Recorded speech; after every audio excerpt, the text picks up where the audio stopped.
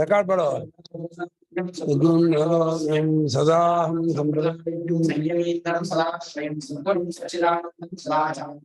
ಶ್ರೀ ಶ್ರೀ ಸಚ್ಚಿದಾನಂದೇಂದ್ರ ಸರಸ್ವತಿ ಮಹಾಸದ್ಗುರುಭ್ಯೋ ನಮಃ.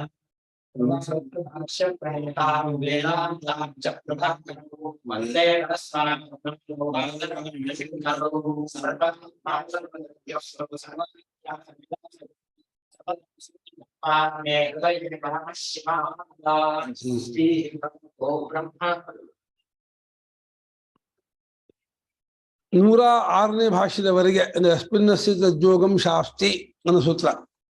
ಅಸ್ಮಿನ್ನಸ್ಯ ಚ ತಜ್ಜೋಗಂ ಶಾಸ್ತಿ, ಈ ಆನಂದಮಯದಲ್ಲಿಯೇ ಯೋಗವನ್ನು ಹೇಳುತ್ತದೆ ಅಂತ ವೃತ್ತಿಕಾರ ಅರ್ಥ ಮಾಡಿ ಮುಗಿಸಿದರು. ಈಗ ಇದಂತೂ ಇಹ ವಕ್ತವ್ಯಂ ಅನ್ನೋದು. ಇಹ ಅಂದ್ರೆ ಈ ಅಧಿಕರಣದಲ್ಲಿ ಈ ಅಧಿಕರಣದ ವಿಷಯದಲ್ಲಿ ಇದನ್ನು ಹೇಳಬೇಕಾಗಿದೆ. ಇದನ್ನ ಅದೇನೋ ಹೇಳ್ತಾರೆ, ಆನಂದಮಯ ಪರಮಾತ್ಮ ಅಲ್ಲ. ಸೂತ್ರಕಾರ ಮಾಡಿದಾರಲ್ಲ, ಆನಂದಮಯ ಪರಮಾತ್ಮ ಅಭ್ಯಾಸ ಸೂತ್ರ ಇದೆಯಲ್ಲ, ಇರ್ಲಿ ಸೂತ್ರಾರ್ಥ ಏನು ಆಮೇಲೆ ಹೇಳ್ತೀವಿ. ಮುಂಚೆ ಆನಂದಮಯ ಯಾರು ವಿಚಾರ ಮಾಡೋಣ. ಆನಂದಮಯ ಪರಮಾತ್ಮ ಹೌದಾ ಅಲ್ವಾ ಅಂತ, ಆಮೇಲೆ ಸೂತ್ರಾರ್ಥ ಹೇಗೆ ಅಂತ 2 ಭಾಗ ಮಾಡ್ಕೊತಾರೆ.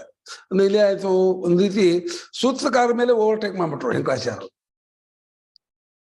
ಅವರು ಆನಂದಮಯೋಭ್ಯಾಸ ಮಾಡಿದ್ರು ಕೂಡ ಆನಂದಮಯ ಪರಮಾತ್ಮ ಅಲ್ಲ.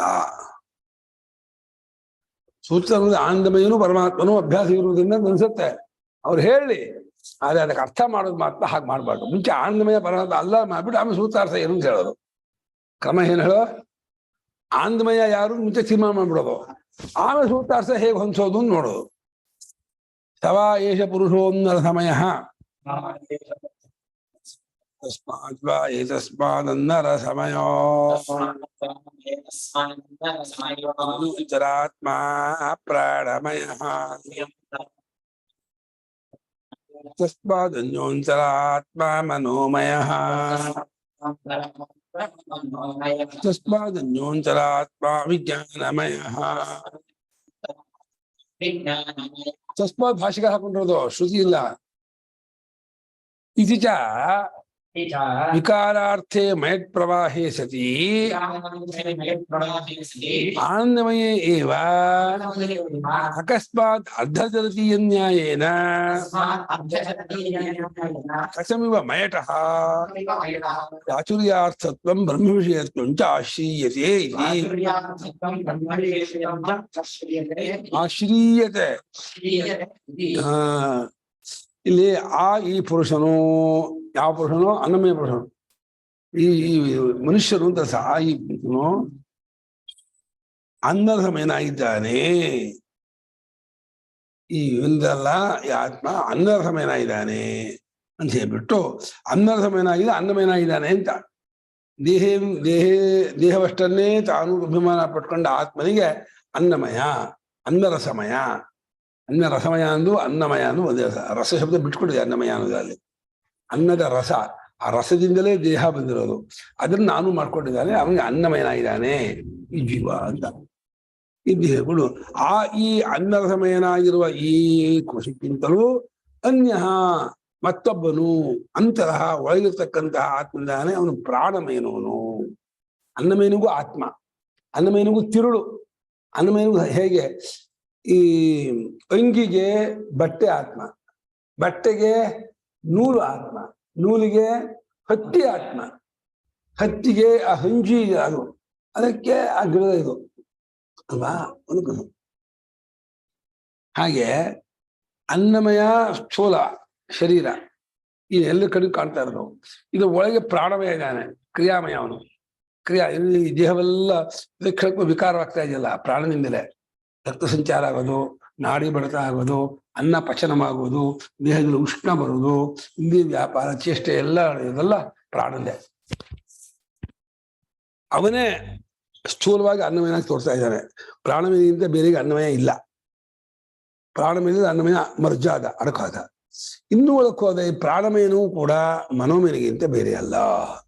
ಮನಸ್ಸಿನಿಂದ ಅಷ್ಟು ಇಷ್ಟ ಪಡ್ಕೊಂಡಿದ್ದಾನೆ.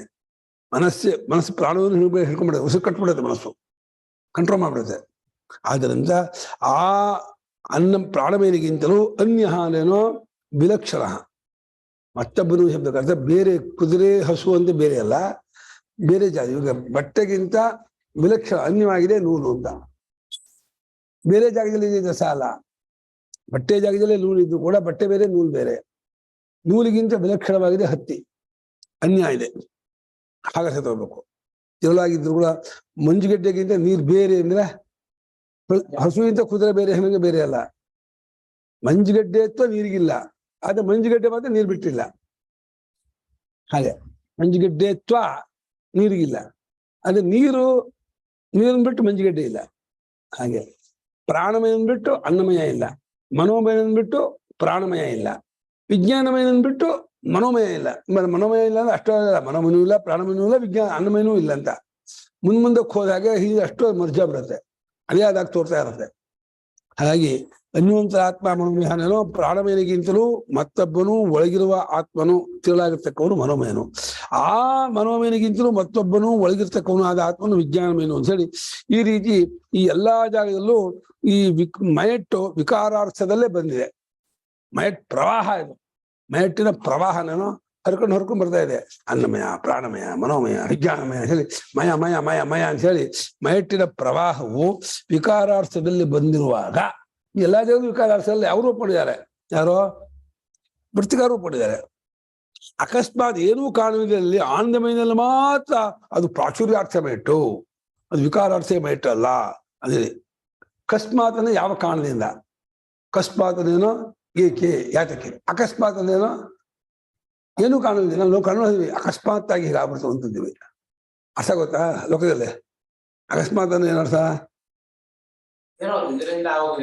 ಅಲ್ಲ, ಕಾರಣವಿಲ್ಲದೆ ಸುಮ್ಮನೆ ಅಕಸ್ಮಾತ್ ಬಳಸ್ತಾ ಇದೀವಿ ನಾವು, ನೋಡಿಲ್ಲ, ಒಳಗೆ ಅರ್ಥ ನೋಡಿಲ್ಲ. ಈ ನಿಮಿತ್ತ ಏನು ಅನ್ನೋ ಗೊತ್ತಿಡಿ ಆಗೋದು ಅಕಸ್ಮಾತ್. ಕರೆಕ್ಟ್ ಬಿದ್ಬಿಡ್ತಪ್ಪ, ಅಕಸ್ಮಾತ್ ಬಿದ್ಬಿಡ್ತು, ಕಾರಣ ಗೊತ್ತಿಲ್ಲ ಅಂತ. ಅಕಸ್ಮಾತ್ ಅಂದ್ರೆ ಯಾವ ಕಾರಣದಿಂದ ಅಂತ. ಅಕಸ್ಮಾತ್ ಏನೂ ಕಾರಣವಿಲ್ಲದೇನೆಯೇ ಅರ್ಧಜರತೀಯ ನ್ಯಾಯ, ಒಂದು ನ್ಯಾಯ ಇದೆ. ನ್ಯಾಯ ಏನ್ ಗೊತ್ತಾ? ಅಂಧಗೋಲ ಅಂಗೂಲ ನ್ಯಾಯ, ಸ್ಥೂಲಾರುಂಧತಿ ನ್ಯಾಯ. ನ್ಯಾಯಶಾಸ್ತ್ರದಲ್ಲಿ ಹೇಳ್ತಾರೆ, ಸೂಕ್ಷ್ಮವಾದ ಅರುಂಧತಿ ತೋರಿಸ್ಬೇಕಾದ್ರೆ ಸ್ಥೂಲವಾದಂತಹ ದಪ್ಪವಾಗಿರ್ತಕ್ಕಂತಹ ಅರುಂಧತಿ ಅಲ್ಲದೆ ಇರೋದು ಮುಂಚೆ ತೋರಿಸ್ತಾರೆ. ಅಲ್ಲಿಂದ ಕರ್ಕೊಂಡು ಮುಖ್ಯವಾದ ಅರುಂಧತಿ ತೋರಿಸ್ತಾರೆ. ಅದು ಸ್ಥೂಲಾರುಂಧತಿ ನ್ಯಾಯ. ಅಂಧಗೋಲಾಂಗುಲಂ ನ್ಯಾಯ ಏನ್ ಗೊತ್ತಾ? ಕುರುಡನಿಗೆ ಸಂಜೆ ಹೊತ್ತಾಯ್ತು, ಊರಿಗೆ ಹೋಗ್ಬೇಕು, ಬೇರೆ ಊರು ಬಂದ್ಬಿಟ್ಟಿದ್ದಾನೆ. ಒಬ್ಬ ಧೂರ್ತ ಏನ್ ಮಾಡಿದಾನೆ, ಈ ಹೋರಿ ಆ ಊರಿಂದು, ಈ ಹೋರಿ ಬಾಲ ಹಿಡ್ಕೊ, ಅದು ನಿನ್ನ ಆ ಊರ್ ಕರ್ಕೊಂಡು ಹೋಗುತ್ತೆ ಅಂತ ಹೇಳಿ ಬಾಲ ಹಿಡ್ಕೊಂಡು ಕಟ್ಬಿಡೋದು. ಆ ಹೋರಿ ಆ ಊರಿಗೆ ಹೋಗುತ್ತೆ, ಎಲ್ಲೆಲ್ಲೋ ಹೋಗುತ್ತೆ, ಕೊಚ್ಚೆಲೆ, ಕಾಲ್ಬೇಲೆ, ಗಿಲ್ಲು ಹೋಗುತ್ತೆ. ಇವನು ಅಲ್ಲಿ ಹೋಗ್ಬೇಕಾಗತ್ತೆ, ಕಟ್ಬಿಟ್ಟಿದ್ದಾನೆ ಕೈಯನ್ನು. ಸ್ಥೂಲ ಇದು ಅಂಧಗೋಲಾಂಗುಲ ನ್ಯಾಯ. ಇದು ಅರ್ಧಜರ್ತೀಯ ನ್ಯಾಯನೇನೋ. ಅರ್ಧಜರ್ತೀಯ ನ್ಯಾಯ ಸ್ವಲ್ಪ ಅಶ್ಲೀಲ.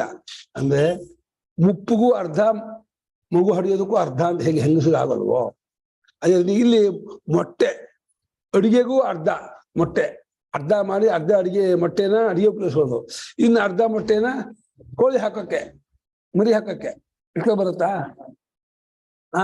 ಹಿಂಗೆ ಮೊಟ್ಟೆಯನ್ನ ಅರ್ಧವನ್ನು ಅಡಿಗೆ ಮಾಡೋದಕ್ಕೆ, ಅರ್ಧವನ್ನು ಮರಿ ಹಾಕೋದಕ್ಕೆ ಹೇಗೆ ಮಾಡಕ್ ಬರಲ್ವೋ, ಆ ರೀತಿ ಈ ಮಯಟ್ಟಿನ ಪ್ರವಾಹದಲ್ಲಿ 5 ವಿಕಾರಾರ್ಥದಲ್ಲೇ ಮಯಟ್ಟಾಗಿರುವಾಗ ಆನಂದಮಯ ಮತ್ತು ಪ್ರಾಚುರ್ಯಾರ್ಥ ಮಯಟ್ಟು ಮಾಡಿದ್ರೆ ಅರ್ಧಜರತಿ ಆಗತ್ತೆ. ಅರ್ಧಜರತಿ ಅಂತ ನ್ಯಾಯಕ್ಕೆ ಹೆಸರು ಅದಾಯ್ತಾ? ಜರತಿನ ಮುಪ್ಪು ಅಂತ ಅರ್ಥ, ಮುದುಕಿ ಅಂತ ಅರ್ಥ. ಮುದುಕಿ ಆದವಳು, ಮುದುಕಿ ಆದ ಅವರು ಹೊರಗಾಗ ನಿಂತ್ಬಿಟ್ಟು ಋಷಿಪಂಚಮಿ ಆಗಾಗಿರೋದು. ಋಷಿಪಂಚಮಿ ಆಗಾದ್ಮೇಲೆ ಮತ್ತೆ ಹಡಿಯೋದಿಲ್ಲ. ಹಡಿಯೋದಕ್ಕೂ ಅರ್ಧ, ಮುದುಕಿ ಋಷಿಪಂಚಮಿ ಮಾಡೋಕ್ಕೂ ಅರ್ಧ ಇಲ್ಲ.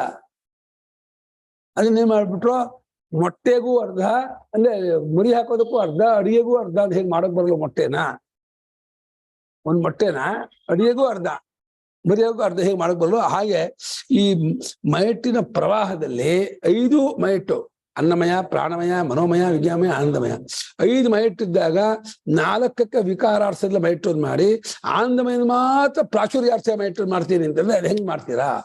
ಅದು ಅರ್ಧಜರತೀಯ ಆಗತ್ತೆ. ಆ ನ್ಯಾಯದಿಂದ ಯಾವ ಕಥಮಿವ ಏನೋ ಅಂತ ಅಂದ್ಕೊಂಡು ಅಂತ, ಅದು ಹೆಂಗೆ ಅಂತ ಅಂದ್ಕೊಂಡು ನೀವು ಕಥಮ್ ಇವ ಶಬ್ದ ಹಾಕಿದ್ದಾರೆ, ಏನು ಅಂತ ಅದು ಹೆಂಗೆ ಅಂತ ನೀವು ಮಾಡ್ತಿದ್ದೀರ ಅಂತ ಆಕ್ಷೇಪ. ಅದು ಹೆಂಗೆ ಅಂತ ನೀವು ಆ ಮಯಟ್ಟನ್ನ ಪ್ರಾಚುರ್ಯಾರ್ಥತ್ವವಾಗಿ ತಗೊಂಡು, ಯಾವ ಮಯಟನ್ನ ಆನಂದಮಯ ಅನ್ನೋದಿರ್ತಕ್ಕ ಮೆಟ್ಟನ್ನ ಪ್ರಾಚುರ್ಯಾರ್ಥದಲ್ಲಿ ತೆಗೆದುಕೊಂಡು ಅದು ಬ್ರಹ್ಮ ವಿಷಯವಾಗಿ ಇರ್ತಕ್ಕದ್ದು. ಬ್ರಹ್ಮವನ್ನು ಹೇಳುತ್ತೆ. ಆನಂದಮಯ ಅಂದ್ರೆ ಬ್ರಹ್ಮ ಪರಮಾತ್ಮ ಅಂತ ಈ ರೀತಿ ಆಶ್ರಯಿಸ್ಕೊಳ್ತಾ ಇದ್ದೀರಲ್ಲ, ಅದು ಹೆಂಗ್ ಮಾಡ್ತಾ ಇದ್ದೀರ ನೀವು ಅಂತವಳಗೆ ಹೆಂಗೆ ನಿಮಗೆ ಅಧಿಕಾರ ಇದೆ? ಎವಿಡೆನ್ಸ್, ಯುಕ್ತಿ, ದೃಷ್ಟಾಂತ, ಅನುಭವ, ಶ್ರುತಿ 4 ತೋರಿಸ್ಬೇಕು. ಸುಮ್ಮನೆ ನಾನು ಹೇಳ್ತೀನಿ ಇಲ್ಲಿ ಆನಂದಮಯನೇ ಪರಮಾತ್ಮ, ನೀವು ಒಪ್ಕೋಬೇಕು ಅಂತಂದ್ರೆ ಹಂಗಾಗಲ್ಲ. ಯುಕ್ತಿ ಕೊಡಿ, ದೃಷ್ಟಾಂತ ಕೊಡಿ, ಅನುಭವ ತೋರಿಸಿ, ಶ್ರುತಿ ಕೊಡಿ. ಶ್ರುತಿ, ಯುಕ್ತಿ, ಅನುಭವ, ದೃಷ್ಟಾಂತ 4.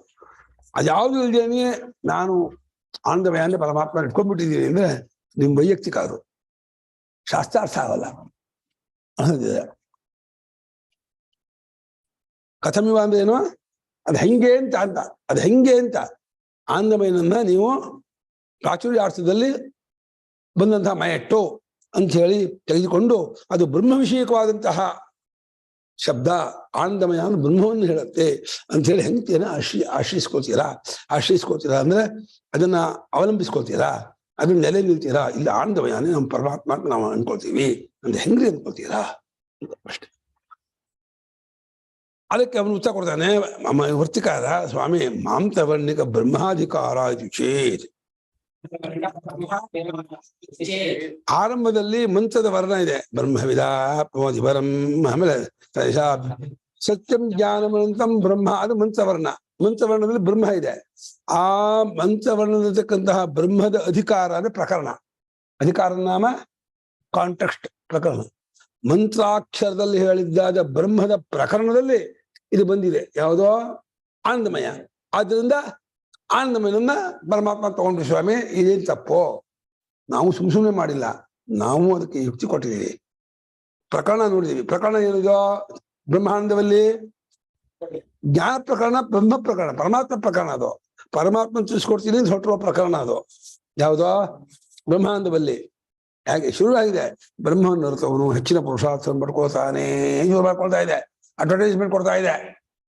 ಏನಂತ ನೋಡ್ಬೋಯ್, ಬ್ರಹ್ಮಾತ್ಮ ಒಂದು ವಸ್ತು ಉಂಟುಕೊಂಡ್ರಪ್ಪ, ಅದು ನಿಮ್ಮ ಆತ್ಮ ಆಗಿದೆ, ಅದನ್ನ ಅರ್ಥ ಬಿಟ್ರೆ ಹೆಚ್ಚಿನ ಪುರುಷಾರ್ಥ ಮೋಕ್ಷನೇ ಪಡ್ಕೊಂಡ್ಬಿಡ್ತಾನೆ ಅಂತ ಹೇಳಿ ಹೇಳುತ್ತಾ ಅದನ್ನ ಈ ಮುಂದಿನ ಋಕ್ಕು ಹೇಳುತ್ತೆ. ಏಷಾ ಋಕ್ ಅಭ್ಯುಕ್ತ ಹೇಳಲ್ಪಟ್ಟೆ. ಋಚಾ ಅಭ್ಯುಕ್ತ ಋಕ್ ಅಭಿವದತಿ ಅಂತ ಇದನ್ನ ಋಕ್ಕು ಹೇಳುತ್ತದೆ.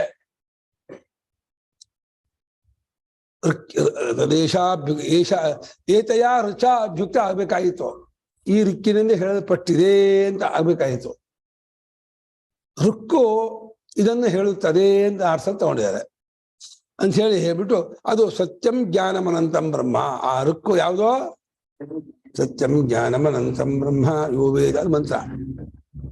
ಬ್ರಹ್ಮವು ಸತ್ಯವು ಜ್ಞಾನವು ಅನಂತವಾಗಿದೆ ಅಂತ ಹೇಳಿ ಬ್ರಹ್ಮಕ್ಕೆ ಲಕ್ಷಣವನ್ನು ಹೇಳ್ತಾ ಇದೆ. ಅದನ್ನ ಹೃದಯ ಗುಹೆಯಲ್ಲಿ ಯಾರು ಅರಿತಾನೋ ಎಲ್ಲಾ ಕಾಮಗಳನ್ನು ಪಡ್ಕೊಳ್ತಾನೆ. ಸರ್ವಾನ್ ಕಾಮಾನ್ ಸಹ ಸೋಷ್ಕೃತೆ ಒಟ್ಟಿಗೆ. ಈ ರೀತಿಯಾಗಿ ಮಂತ್ರದ ಅಕ್ಷರದಲ್ಲಿರುವ ವರ್ಣ ಅಂದ್ರೆ ಅಕ್ಷರ, ವರ್ಣಿಕ ಅಂದ್ರೆ ಅಕ್ಷರದಲ್ಲಿರುವ, ಮಂತ್ರಾಕ್ಷರದಲ್ಲಿರ್ತಕ್ಕಂತಹ ಬ್ರಹ್ಮದ ಪ್ರಕರಣವಾದದ್ದಾದ್ದರಿಂದ ನಾವು ಇದನ್ನ ಆನಂದಮಯವನ್ನು ಪರಮಾತ್ಮ ಅಂತ ಅರ್ಥ ಮಾಡಿದೀವಿ. ಸ್ವಾಮಿ ನಾವೇನೋ ಸುಮ್ಮನೆ ಕಲ್ಪನೆ ಮಾಡಿ ಹೇಳಿದ್ದಲ್ಲ, ಹಂಗಾಗೋಲ್ಲ ಅದನ್ನ, ಸರಿಯಾಗಲ್ಲ ಅದು ಶಂಕರಾಚಾರ್ಯರು. ಯಾಕೆ? ಅನ್ನಮಯಾದೀನಾಮಪಿ ತರ್ಹಿ ಬ್ರಹ್ಮತ್ವ ಪ್ರಸಂಗ.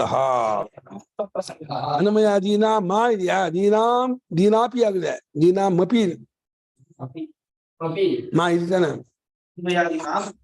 ಹಳೆ ಪುಸ್ತಕದಲ್ಲಿ ಇಲ್ಲ, ಅನ್ನಮಯಾದೀನಾಪಿ ಆಗ್ಬಿಟ್ಟಿತ್ತು. ಅನ್ನಮಯಾದೀನಾಪಿ ಇತ್ತು, ಮಕಾರ ಹೋಗಿತ್ತು, ಹಾಕೊಂಡಿದ್ದೀವಿ. ಅವಾಗ ನೀನು ಬ್ರಹ್ಮ ಪ್ರಕರಣದಲ್ಲಿ ಬಂದಿದ್ದೆಲ್ಲ ಬ್ರಹ್ಮ ವಿಚಾರ ಅಂದ್ರೆ ಅನ್ನಮಯನು ಬ್ರಹ್ಮ ಪ್ರಕರಣ ಬಂದಿರೋದು, ಅದು ಬ್ರಹ್ಮ ಅಂತ ಒಪ್ಕೋಬೇಕಾಗತ್ತೆ. ಅನ್ನಮಯ ಬ್ರಹ್ಮನ, ಪ್ರಾಣಮಯ ಬ್ರಹ್ಮನ, ಮನೋಮಯ ಬ್ರಹ್ಮ, ಅದು ಬ್ರಹ್ಮ ಅನ್ವಾ. ಬ್ರಹ್ಮ ಪ್ರಕರಣದಲ್ಲಿ ಬಂದದ್ರಿಂದ ಆನಂದಮಯನ್ ಬ್ರಹ್ಮ ಅಂತಂತೀನಿ ಅಂದ್ರೆ ಅನ್ನಮಯಾದಿಗಳು ಬ್ರಹ್ಮ ಪ್ರಕರಣದಲ್ಲೇ ಬಂದಿರೋದಪ್ಪ. ಅವಾಗ ಅನ್ನಮಯಾದಿಗಳನ್ನು ಬ್ರಹ್ಮ ಅಂತ ಹೇಳ್ಬೇಕಾಗತ್ತೆ ನೀನು. ಅನ್ನಮಯಾದೀನಾಂ ಅಪಿ, ಅನ್ನಮಯಂತಾದಿಗಳನ್ನು ಕೂಡ ಬ್ರಹ್ಮತ್ವ ಪ್ರಸಂಗ, ಅವುಗಳಿಗೂ ಬ್ರಹ್ಮತ್ವ ಪ್ರಸಂಗ ಉಂಟಾಗತ್ತೆ. ಆ ಬ್ರಹ್ಮವಾಗಿದೆ ಎನ್ನುವಂತಹ ಒಂದು ಸಂದರ್ಭ ಬಂದ್ಬಿಡತ್ತೆ. ಬ್ರಹ್ಮ ಪ್ರಕರಣವಾಗಿರೋದನ್ನ ಅಲ್ಲಿ ಹೇಳೋದ್ರಲ್ಲಿ ಬ್ರಹ್ಮ ವಿಚಾರ ಅಂತ ಅನ್ನೋಕ್ಕಾಗಲ್ಲ. ಬ್ರಹ್ಮ ಪ್ರಕರಣದಲ್ಲಿ ಸೃಷ್ಟಿ ವಿಚಾರ ಹೇಳುತ್ತೆ, ಬ್ರಹ್ಮ ಪ್ರಕರಣದಲ್ಲಿ ಸಾಧನ ವಿಚಾರ ಹೇಳುತ್ತೆ. ನನ್ನ ಮಾತು ಅದೆಲ್ಲ ಬ್ರಹ್ಮ ಅಂತ ಬಿಡಿದ್ಯಾ? ಬ್ರಹ್ಮದ ಸ್ವರೂಪ ಏನು ಅಂದ್ರೆ ಸತ್ಯಂ ಜ್ಞಾನಂ ಅಂತ ಬ್ರಹ್ಮ ಸ್ವರೂಪ.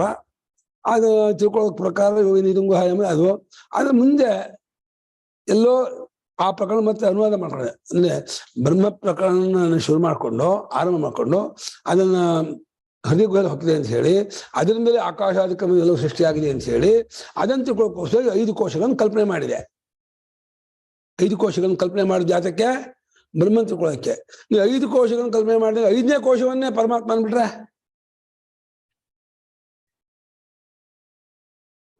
ಪಂಚಕೋಶ ಪ್ರಕ್ರಿಯೆ ಆಗಲ್ಲ ಅವಾಗ.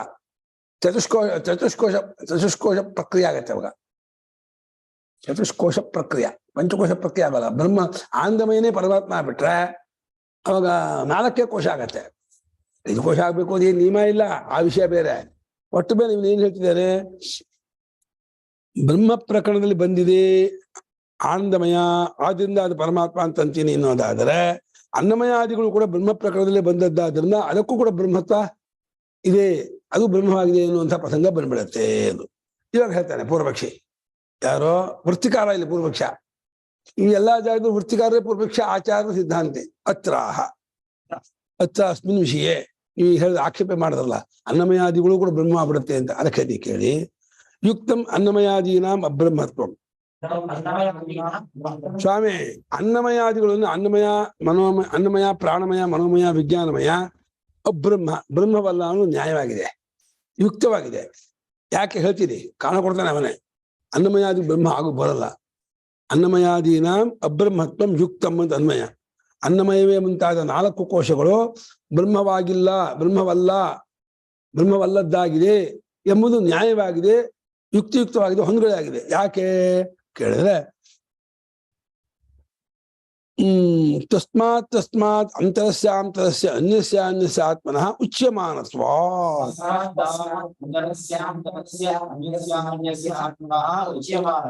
ಆಯಾಯ ಕೋಶಕ್ಕೆ, ಅನ್ನಮಯ ಕೋಶಕ್ಕೆ ಪ್ರಾಣಮಯ, ಪ್ರಾಣಮಯ ಕೋಶಕ್ಕೆ ಮನೋಮಯ, ಮನೋಮಯ ಕೋಶಕ್ಕೆ ವಿಜ್ಞಾನಮಯ ಅಂತ ಹೇಳಿ ತಸ್ಮಾತ್ ಆಯಾಯ ಕೋಶಕ್ಕೆ ಅಂತರಸ್ಯ ಒಳಗಿರ್ತಕ್ಕಂತಹ ಮತ್ತೊಂದಾಗಿರುವ ಆತ್ಮನನ್ನ, ಇದಕ್ಕಿಂತ ಅನ್ವಂತರಾತ್ಮ ಅಂತ ಹೇಳಿದೆ. ಹಾಗೆ ಆನಂದಮಯನಿಗಿಂತೂ ಅನ್ವಂತರಾತ್ಮ ಹೇಳಿದಾರ. ಆನಂದಮಯ ಆತ್ಮನಿಗಿಂತ ಬೇರೆಯಾಗಿ ಅನ್ವಂತರಾತ್ಮ ಅಂತ ಹೇಳಿದ್ರೆ ಅವಾಗ ಆನಂದಮಯ ಆತ್ಮ ಕೋಶ ಅದು ಪರಮಾತ್ಮ ಅಲ್ಲ ಅಂದ್ರೂ ಅನ್ಬಹುದಾಗಿತ್ತು. ಆನಂದಮಯ ಕೋಶಕ್ಕೆ ಸ್ಟಾಪ್ ಮಾಡ್ಬಿಟ್ಟಿದೆ ಶ್ರುತಿ. ನೀನು ಆನಂದಮಯ ಕೋಶ, ಆನಂದಮಯವನ್ನು ಪರಮಾತ್ಮ ಅಲ್ಲ ಅಂದ್ರೆ ಬ್ರಹ್ಮವನ್ನೇ ಹೇಳಿದ ಅಂತ ಆಗ್ಬಿಡತ್ತೆ ಅಲ್ವಾ?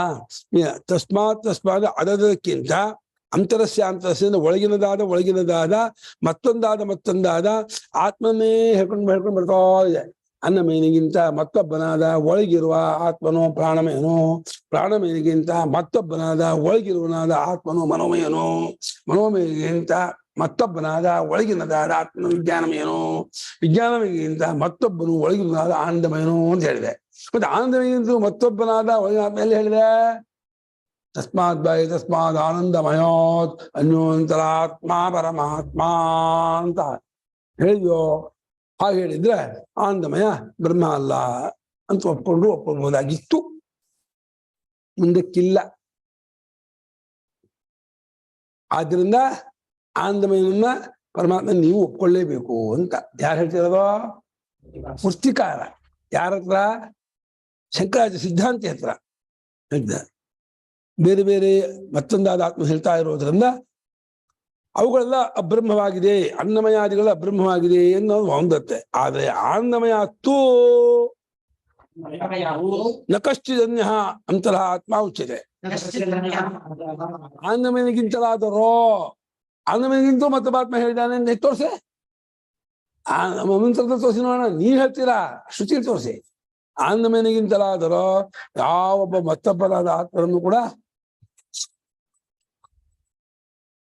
ಇಟ್ಟಾಟ ಅಡುವೆಲ್ಲ ಹೋಮನಗ ನೇತ ಓಕೆ ಅನೇ ಎತ್ತೈಲ್ಲ ಜಾತಕ ಕುರ್ಸ್ಬಿಟ್ರಾಡಿ ಪುಟ್ಟಣಿಕೆಲೆ ಮರ್ದೋಡು ಮಗ ನೀನೆ ಇಂಕಿರು ಕುರ್ಸಕ ಸರಿ ನೇತಾತಿ ಬರ್ಬಿಟ್ಟಿನ ಕುರ್ಸ್ಬಿಟ್ರಾಡಿ ಆತ್ರ ಇಂದಿರು ಅಭಿಜ್ಞಾನ ಎರಡು ಕುರ್ಸ್ಬಿಟ್ರಾಣಿ. ಅಚ್ಚ ಅದೇ ಚೆನ್ನಾಗಿ ಓಕೆಪ್ಪ. ಅದೇ ಹಿಂಗ್ ಭಾರಿ ಫಂಕ್ಷನ್ಗಳು ಹಿಂಗ್ ಬತ್ತಿ ಒತ್ತಾಯ ಮಾಡ್ರಣ ಹೋಗೋಣಗುಂಡೆ ಹಿಂಗು ಪ್ರವಚನ ಇದು ಎಲ್ಲಾರಂದೆ ಪಾರಾಣಿ. ಓಕೆ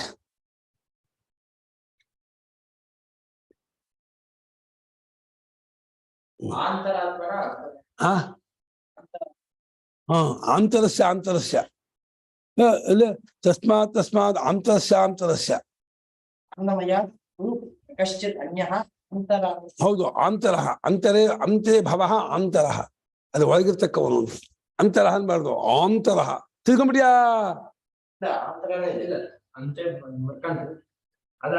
ಹಾ ಅಂತೆ ಭವಃ ಆಂತರಃ ಅಂತ ಒಳಗಿರ್ತಕ್ಕವನು ಆಂತರನು ಅದಕ್ಕೆ ತದ್ಯ ಪ್ರತಿ ಹಾಕಿದ್ದಾರೆ ಅಂತರಃ ಗಣ್ಯ ಅನ್ನಮನಿಗಿಂತಲಾದರೋ ಮತ್ತೊಬ್ಬನಾದ ಒಳಗಿರುವ ಅದು ತಿರುಳಾಗಿರ್ತಕ್ಕಂಥ ಆತ್ಮ ಅನ್ನೋದನ್ನ ನೌಚ್ಯತೆ ಹೇಳ್ತಾ ಇಲ್ಲ ಬ್ರಹ್ಮವಲ್ಲಿಯಲ್ಲಿ ತೋರಿಸುವ ವಾಕ್ಯನ ಆಂದಮನಿಗಿಂತಲೂ ಮತ್ತೊಬ್ಬನಾದ ಒಳಗಿರ್ತಕ್ಕಂತಹ ಆತ್ಮ ಇಂಥವನೋ ಅಂತ ಹೇಳಿ ವಾಕ್ಯ ಇದೆ ಇಲ್ಲ.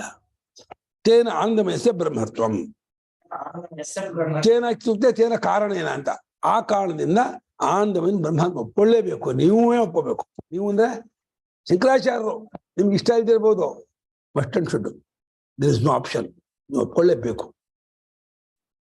ಏನು ಮಾಡೋಕ್ಕಾಗಲ್ಲ. ಮ್ಯಾಟ್ರನ್ನ ಹೊಂದಿಸ್ಕೊಳ್ಳಿ. ಮ್ಯಾಟನ್ನ ಪ್ರಾಚುರ್ಯಾರ್ಥ ಮ್ಯಾಟ್ ಮಾಡ್ಕೊಳ್ಳಿ. ಬಾಕಿ ಜಾಗದಲ್ಲಿ ವಿಕಾರಾರ್ಥ ಮ್ಯಾಟು. ಅನ್ನಮಯ ಪ್ರಾಣಮಯ ಮನೋಮಯ ವಿಜ್ಞಾನಮಯದಲ್ಲಿ ಮ್ಯಾಟ್ ವಿಕಾರಾರ್ಥ. ಆನಂದಮಯದಲ್ಲಿ ಪ್ರಾಚುರ್ಯ ಪ್ರಚುರ ಆನಂದ ಪ್ರಚುರ ಅದು ಮಾಡ್ಕೊಳ್ಳಿ. ಹೊಂದತ್ತೆ ಅಂತ ವರ್ತಿಕಾರ. ಅನ್ಯಥಾ ಪ್ರಕೃತ ಹಾನ ಅಪ್ರಕೃತ ಪ್ರಕ್ರಿಯಾ ಪ್ರಸಂಗಾದಿತಿ. ಹಾಗಿಲ್ಲದೆ ಹೋದ್ರೆ ಆನಂದಮಯನನ್ನು ಪರಮಾತ್ಮ ನೀವು ಒಪ್ಕೊಳ್ಳದೆ ಹೋದ್ರೆ ಪ್ರಕೃತವಾದ ಬ್ರಹ್ಮನ ವಿಚಾರ ಹೇಳ್ತೀನಿ ಶುರು ಮಾಡಿಕೊಂಡು ಅಪ್ರಕೃತವಾದ ಆನಂದಮಯ ಅಂದ್ರೆ ಕೋಶವನ್ನು ಮುಗಿಸ್ಬಿಟ್ಟಿದೆ ಅಂದ್ರೆ ಬ್ರಹ್ಮನ್ ಹೇಳಿಲ್ಲ ಅಂತ ಬಿಡುತ್ತೆ. ಪ್ರಕೃತವಾದ ಬ್ರಹ್ಮ ವಿಚಾರವನ್ನ ಬಿಡೋದು, ಅಪ್ರಕೃತವಾದಂತಹ ಕೋಶ ವಿಚಾರವನ್ನು ತೆಗೆದುಕೊಳ್ಳೋದು, ಈ ಎರಡು ದೋಷ ಬರುತ್ತೆ ನಿಮಗೆ. ಯಾವಾಗ ಆನಂದಮಯನನ್ನು ಕೋಶ ಅಂತ ತಗೊಂಡ್ರೆ, ಆನಂದಮಯನ ಪರಮಾತ್ಮ ಅಂತ ತಗೊಂಡ್ರೆ ಪ್ರಕೃತವಾದ ಬ್ರಹ್ಮ ವಿಚಾರನ ಆರಂಭ ಮಾಡ್ಕೊಂಡು ಬ್ರಹ್ಮ ವಿಚಾರದಲ್ಲಿ ಮುಗಿಸ್ತು ಅಂತ ಹೊಂದತ್ತೆ. ಉಪಕ್ರಮ ಉಪಸಂಹಾರ. ಉಪಕ್ರಮ ಅಂದ್ರೇನೋ ಆರಂಭ, ಉಪಸಂಹಾರ ಅಂದ್ರೆ ಎಂಡು. ಅದು ಒಂದೇ ತರಹ ಇರಬೇಕು. ಅವಾಗಲೇ ಅದು ಅದನ್ನೇ ಹೇಳ್ತಾ ಇದೆ ಅಂತ ಹೇಳ್ಬೋದು. ಬ್ರಹ್ಮ ವಿಚಾರ ಹೇಳ್ತಿಯಿಂದ ಆರಂಭ ಮಾಡಿಕೊಂಡು ಬ್ರಹ್ಮ ವಿಚಾರವನ್ನೇ ಮುಗಿಸಿದ್ರೆ ಮಧ್ಯದಲ್ಲೂ ಹೇಳ್ತಕ್ಕ ಬ್ರಹ್ಮ ವಿಚಾರ ಸಂಬಂಧಪಟ್ಟ ವಿಚಾರವೇ ಅಂತ ಹೊಂದತ್ತೆ. ಉಪಕ್ರಮ ಉಪಸಂಹಾರ ಅಭ್ಯಾಸ ಅಪೂರ್ವತಾ ವಿಧಿ ಅರ್ಥವಾದ ಉಪತಿಷ್ಠ ಲಿಂಗಂ ತಾತ್ಪರ್ಯ ನಿರ್ಣಯ ಅಂತ ಬರ್ಕೊಳ್ಳೋ ಶ್ಲೋಕನ. ಉಪಕ್ರಮೋಪಸಂಹಾರೌ ಉಪಕ್ರಮ ಉಪಸಂಹಾರ ಉಪಕ್ರಮೋಪಸಂಹಾರೌ ಅಭ್ಯಾಸ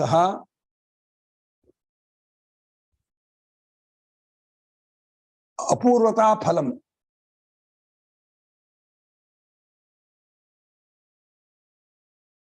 ಉಪಕ್ರಮೋಪಸಂಹಾರೋ ಅಭ್ಯಾಸ ಅಪೂರ್ವತಾ ಫಲಂ. ಅಪೂರ್ವತಾ ಫಲಂ ಅರ್ಥವಾದ ಉಪಪತ್ತಿಶ್ಚ. ಇದೆಲ್ಲ ಕೊಟ್ಟಿರ್ಬೇಕು ಶ್ಲೋಕನ. ಲಿಂಗಂ ತಾತ್ಪರ್ಯ ನಿರ್ಣಯ ಎಂದ. ಲಿಂಗಂ ತಾತ್ಪರ್ಯ ನಿರ್ಣಯ ಹಾಗ ಅರ್ಥ ಇರೋದಕ್ಕೆ ಉಪಕ್ರಮ ಅಂದ್ರೇನೋ ಆರಂಭ ಅಂತ ಅರ್ಥ, ಉಪಸಂಹಾರ ಅಂದ್ರೇನೋ ಕೊನೆ ಅಂತ ಅರ್ಥ, ಕನ್ಕ್ಲೂಷನ್, ಎಂಡಿಂಗು. ಆರಂಭ ಸ್ಟಾರ್ಟ್ ಹೇಗಿದೆಯೋ ಎಂಡು ಹಾಗೆ ಇರಬೇಕು. ಅವಾಗ ಅದೇ ವಿಷಯ ಗೊತ್ತಾಗತ್ತೆ. ನೀವು ರಾಮನ ವಿಚಾರ ಹೇಳ್ತಾ ಹೇಳ್ಬಿಟ್ಟು ಪಾಂಡವರ ವಿಚಾರ ಹೇಳ್ಬಿಟ್ರೆ ಆಮೇಲೆ ತಗೊಂಡೋಗಿ ಕೃಷ್ಣನ ವಿಚಾರವನ್ನು ಭಾಗವತ ವಿಚಾರ ಮಾಡ್ರಿ. ಏನಿದ ರಾಮಾಯಣ ಹೇಳ್ತಿದ್ದೀರೋ ಮಹಾಭಾರತ ಹೇಳ್ತಿದ್ದೀರೋ ಭಾಗವತ ಹೇಳ್ತಿದ್ದೀರೋ ಅಲ್ವಾ? ರಾಮಾಯಣ ಮಾಡ್ಕೊಂಡು ಭಾಗವತ ಮಾಡ್ಕೊಂಡು ರಾಮ ಮಹಾಭಾರತ ಹೇಳ್ಕೊಂಡು ಇನ್ಯಾವ್ದು ಹೇಳ್ಕೊಂಡು ಇನ್ಯಾವುದೋ ಕಲ್ಕಿ ಪುರಾಣ ಹೇಳಿ ಮುಗಿಸ್ಬಿಟ್ರೆ ಅಥವಾ ಇನ್ಯಾವುದೋ ನರಸಿಂಹಾವತಾರ ಹೇಳ್ಬಿಟ್ರೆ ಏನ್ ವಿಷಯ ಹೇಳ್ತಿದ್ದೀರಿ ಅಂತ ಆಗುತ್ತೆ. ಆರಂಭ ಮಧ್ಯ ಅಂತ್ಯ. ಅಭ್ಯಾಸ ಅಂದ್ರೇನೋ ಆ ವಿಚಾರ ಮತ್ತೆ ಸೇರಿದು ರಾಮನ ವಿಚಾರ ಹೇಳ್ತೀನಿ ಹೇಳ್ಬಿಟ್ಟು ರಾಮಚಂದ್ರ ಅನ್ನುವಂಥವನು ಅಯೋಧ್ಯಾಧಿಪತಿಯಾದಂಥ ದಶರಥ ಮಹಾರಾಜನ ಮಗ. ಅವನು ಸೀತಾದೇವಿ ವಿವಾಹ ಮಾಡಿಕೊಂಡು ನೀನು ಪಟ್ಟಾಭಿಷೇಕ ಆಗಬೇಕು ಕಾಡಿಗೆ ಹೋದ. ಕಾಡಿಗೆ ಹೋದ್ಮೇಲೆ ಕಾಡಿನಲ್ಲಿ 14 ವರ್ಷ ವನವಾಸ ಮಾಡ್ದ. ಅಲ್ಲಿ ದುಷ್ಟ ಸಂಹಾರ ಮಾಡ್ದ. ಅವನು ಅಲ್ಲಿಂದ ಪಂಚವಟಿಯಲ್ಲಿ ಸೀತೆಯನ್ನು ಕಳ್ಕೊಂಡ್ಬಿಟ್ಟ. ಅವನು ಯಾರ ರಾಮನ. ಅಲ್ಲಿ ಧರ್ಮರಾಜನ್ ತಗೋಬಾರ್ದು, ನಳ ಮಹಾರಾಜನ್ ತಗೊಂಡ್ಬಿಟ್ರ ಮಧ್ಯಾಹ್ನದ. ಅಭ್ಯಾಸ ಅಂದ್ರೇನೋ ರಿಪೀಟ್, ಆವೃತ್ತಿ. ಉಪಕ್ರಮ ಆರಂಭ, ಮಧ್ಯದಲ್ಲೂ ಅದನ್ನೇ ಆವೃತ್ತಿ ಮಾಡೋದು. ಅಪೂರ್ವ ಹೊಸದಾಗಿ ಒಂದು ವಿಚಾರ. ಏನೋ ಯಾತಕ ಆ ಕಥೆ ಹೇಳ್ತಿದ್ದೀರಾ? ರಾಮನ ಮಹಿಮೆ, ರಾಮನ ವಿಭೂತಿ ಹೇಳಕ್ಕೋಸ್ಕರವಾಗಿ ಹೇಳಿದ್ದು ಅಂತ. ಅಪೂರ್ವತ್ವ ಅದು. ಅಪೂರ್ವತ್ವ ಅಂದ್ರೆ ಹೊಸದಾಗಿ ಹೇಳ್ಬೇಕಾದ ವಿಷಯ ಅಪೂರ್ವ. ಫಲ, ಅದಕ್ಕೆ ಆ ವಿಷಯ ತಗೊಂಡು ಒಂದು ಫಲ ಹೇಳ್ಬೇಕು. ಫಲ ಇಲ್ದೇ ಇರೋ ವಿಚಾರ ಹೇಳ್ಬಿಟ್ರೆ ಸುಮ್ಮನೆ ಕಾಡು ವರ್ಣನೆ ಮಾಡ್ಬಿಟ್ಟು ಅಲ್ಲಿ ಬಂಡೆಗಳೆಲ್ಲ ಇದೆ, ಕ್ರಿಮಿಗಳೆಲ್ಲ ಇದೆ, ಅಲ್ಲಿ ಸರೋವರಗಳೆಲ್ಲ ಇದೆ, ಏನ್ ಮಾಡ್ಬೇಕು ಕಂಡ್ಕೊಂಡು? ಫಲ ಇರ್ಬೇಕು. ಉಪಕ್ರಮ, ಉಪಸಂಹಾರ, ಅಭ್ಯಾಸ, ಅಪೂರ್ವತ್ವ, ಫಲ. ಮಧ್ಯದಲ್ಲಿ ಅರ್ಥವಾದ ಇರುತ್ತಲ್ಲ. ಅರ್ಥವಾದ ಅಂದ್ರೆ ಅದು ಹೋಳಕೋಸ್ಕರ ಬರೋದು.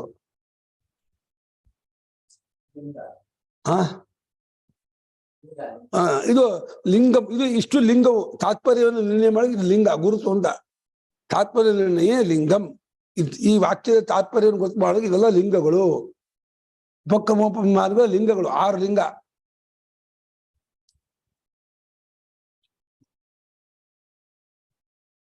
ಇದೆಲ್ಲ ತಗೊಂಡಿದಾರಪ್ಪ ಸ್ವಾಮಿಗಳ ಆ ಶ್ಲೋಕವನ್ನ. ಇಲ್ಲಿ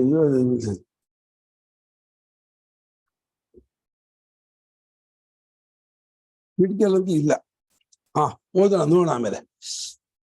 ಸದ್ಯಕ್ಕೆ ಪ್ರಕೃತಿ ಬರೋಣ. ಇಲ್ಲೇನೋ ಆನಂದಮಯ ಅನ್ಯಥಾ ಅಂದ್ರೆ ಹಾಗಿಲ್ಲದೆ ಹೋದರೇನೇನೋ ಆನಂದಮಯನೇನಾದ್ರು ಪರಮಾತ್ಮನ ಅಲ್ಲ, ಪರಮಾತ್ಮನಿಂದ ಬೇರೆ ಆದವನು ಅಂತ ಆಗ್ಬಿಟ್ರೆ ಆಗ ಪ್ರಕೃತವಾದ ಅಂದ್ರೆ ಆ ಪ್ರಕರಣದಲ್ಲಿ, ಆ ಕಾಂಟೆಕ್ಸ್ಟ್, ಆ ಪ್ರಕರಣದಲ್ಲಿ ಆರಂಭ ಮಾಡಿಕೊಂಡದ್ದಾದ ಬ್ರಹ್ಮ ವಿಚಾರವನ್ನ ಕೈಬಿಟ್ಟು ಅಪ್ರಕೃತವಾದ ಕೋಶ ವಿಚಾರವನ್ನು ಹೇಳ್ತಾ ಇದೆ ಎನ್ನುವಂಥ ಪ್ರಸಂಗ ಬರುತ್ತೆ. ಅದು ಅನಿಷ್ಟ, ಅದೊಂದು ದೋಷ, ತಪ್ಪದು. ಹಾಗಾಗ್ಬಾರ್ದು. ಏನನ್ನು ಆರಂಭ ಮಾಡ್ಕೊಂಡಿರ್ತೀರೋ ಅದನ್ನೇ ಮುಂದುವರಿಸ್ತಾ ಆ ವಿಚಾರದಲ್ಲೇ ಮುಗಿಸ್ಬೇಕೇ ಹೊರತು ಯಾವುದನ್ನು ಆರಂಭ ಮಾಡ್ಕೊಂಡು ಏನನ್ನೋ ಮುಗಿಸ್ಬಿಟ್ರೆ ಉಪಕ್ರಮ ಬೇರೆ, ಉಪಸಂಹಾರ ಬೇರೆ ಆಗ್ಬಿಡತ್ತೆ. ಆಯ್ತಾ? ಇದು ಮೀಮಾಂಸಾ. ಇದು ಶ್ರುತಿಲಿಂಗ ವಾಕ್ಯ ಪ್ರಕರಣ ಸ್ಥಾನ ಸಮಾಖ್ಯ ಅಂತ ಹೇಳಿ ಅದು ಬೇರೆ. ಇದು ವಾಕ್ಯಾರ್ಥಕ್ಕೆ ಪ್ರಬಲ ದುರ್ಬಲವನ್ನು ಹೇಳುವಂತಹ 6 ಇದು ಲಿಂಗ, ಇದು ನಿರ್ಣಯಗಳು. ಉಪಕ್ರಮ ಉಪಸಂಹಾರಾದಿಗಳು ವಾಕ್ಯಾರ್ಥಕ್ಕೆ ಇರತಕ್ಕಂತಹ ನಿಯಮಗಳು. ಇಲ್ಲಿ ವಾಕ್ಯದಲ್ಲಿ ಯಾವುದನ್ನು ಹೇಳ್ತಾ ಇದೆ ಅನ್ನೋದು ಶ್ರುತಿಲಿಂಗ ವಾಕ್ಯ ಪ್ರಕರಣ. ವಾಕ್ಯಾರ್ಥ ಏನ್ ಮಾಡಬೇಕು ಅನ್ನೋದು ಉಪಕ್ರಮೋಪಸಂಹಾರ. ಅದಾಯ್ತಾ? ಉಪಕ್ರಮೋಪಸಂಹಾರ ಬರೋದು ವಾಕ್ಯಾರ್ಥ ಏನ್ ಮಾಡ್ಬೇಕು ಅನ್ನೋದ. ವಾಕ್ಯ ಯಾವುದನ್ನು ತಿಳಿಸ್ತಾ ಇದೆ ಅನ್ನೋದನ್ನ ಶ್ರುತಿಲಿಂಗ ವಾಕ್ಯ ಬಂದು ತಿಳ್ಬೇಕು.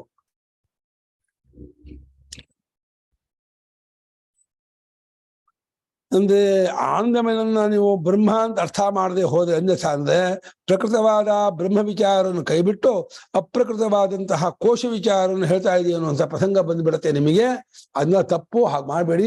ಆನಂದಮಯ ಅಂದ್ರೆ ಪರಮಾತ್ಮ ಅಂತ ಅರ್ಥ ಮಾಡಿ ಅಂತ ಇಷ್ಟು ಪೂರ್ವಕ್ಕೆ. ಇದಕ್ಕೆ ಉತ್ತರ ಕೊಡ್ಬೇಕು. ಅತ್ರ ಉಚ್ಯತೆ.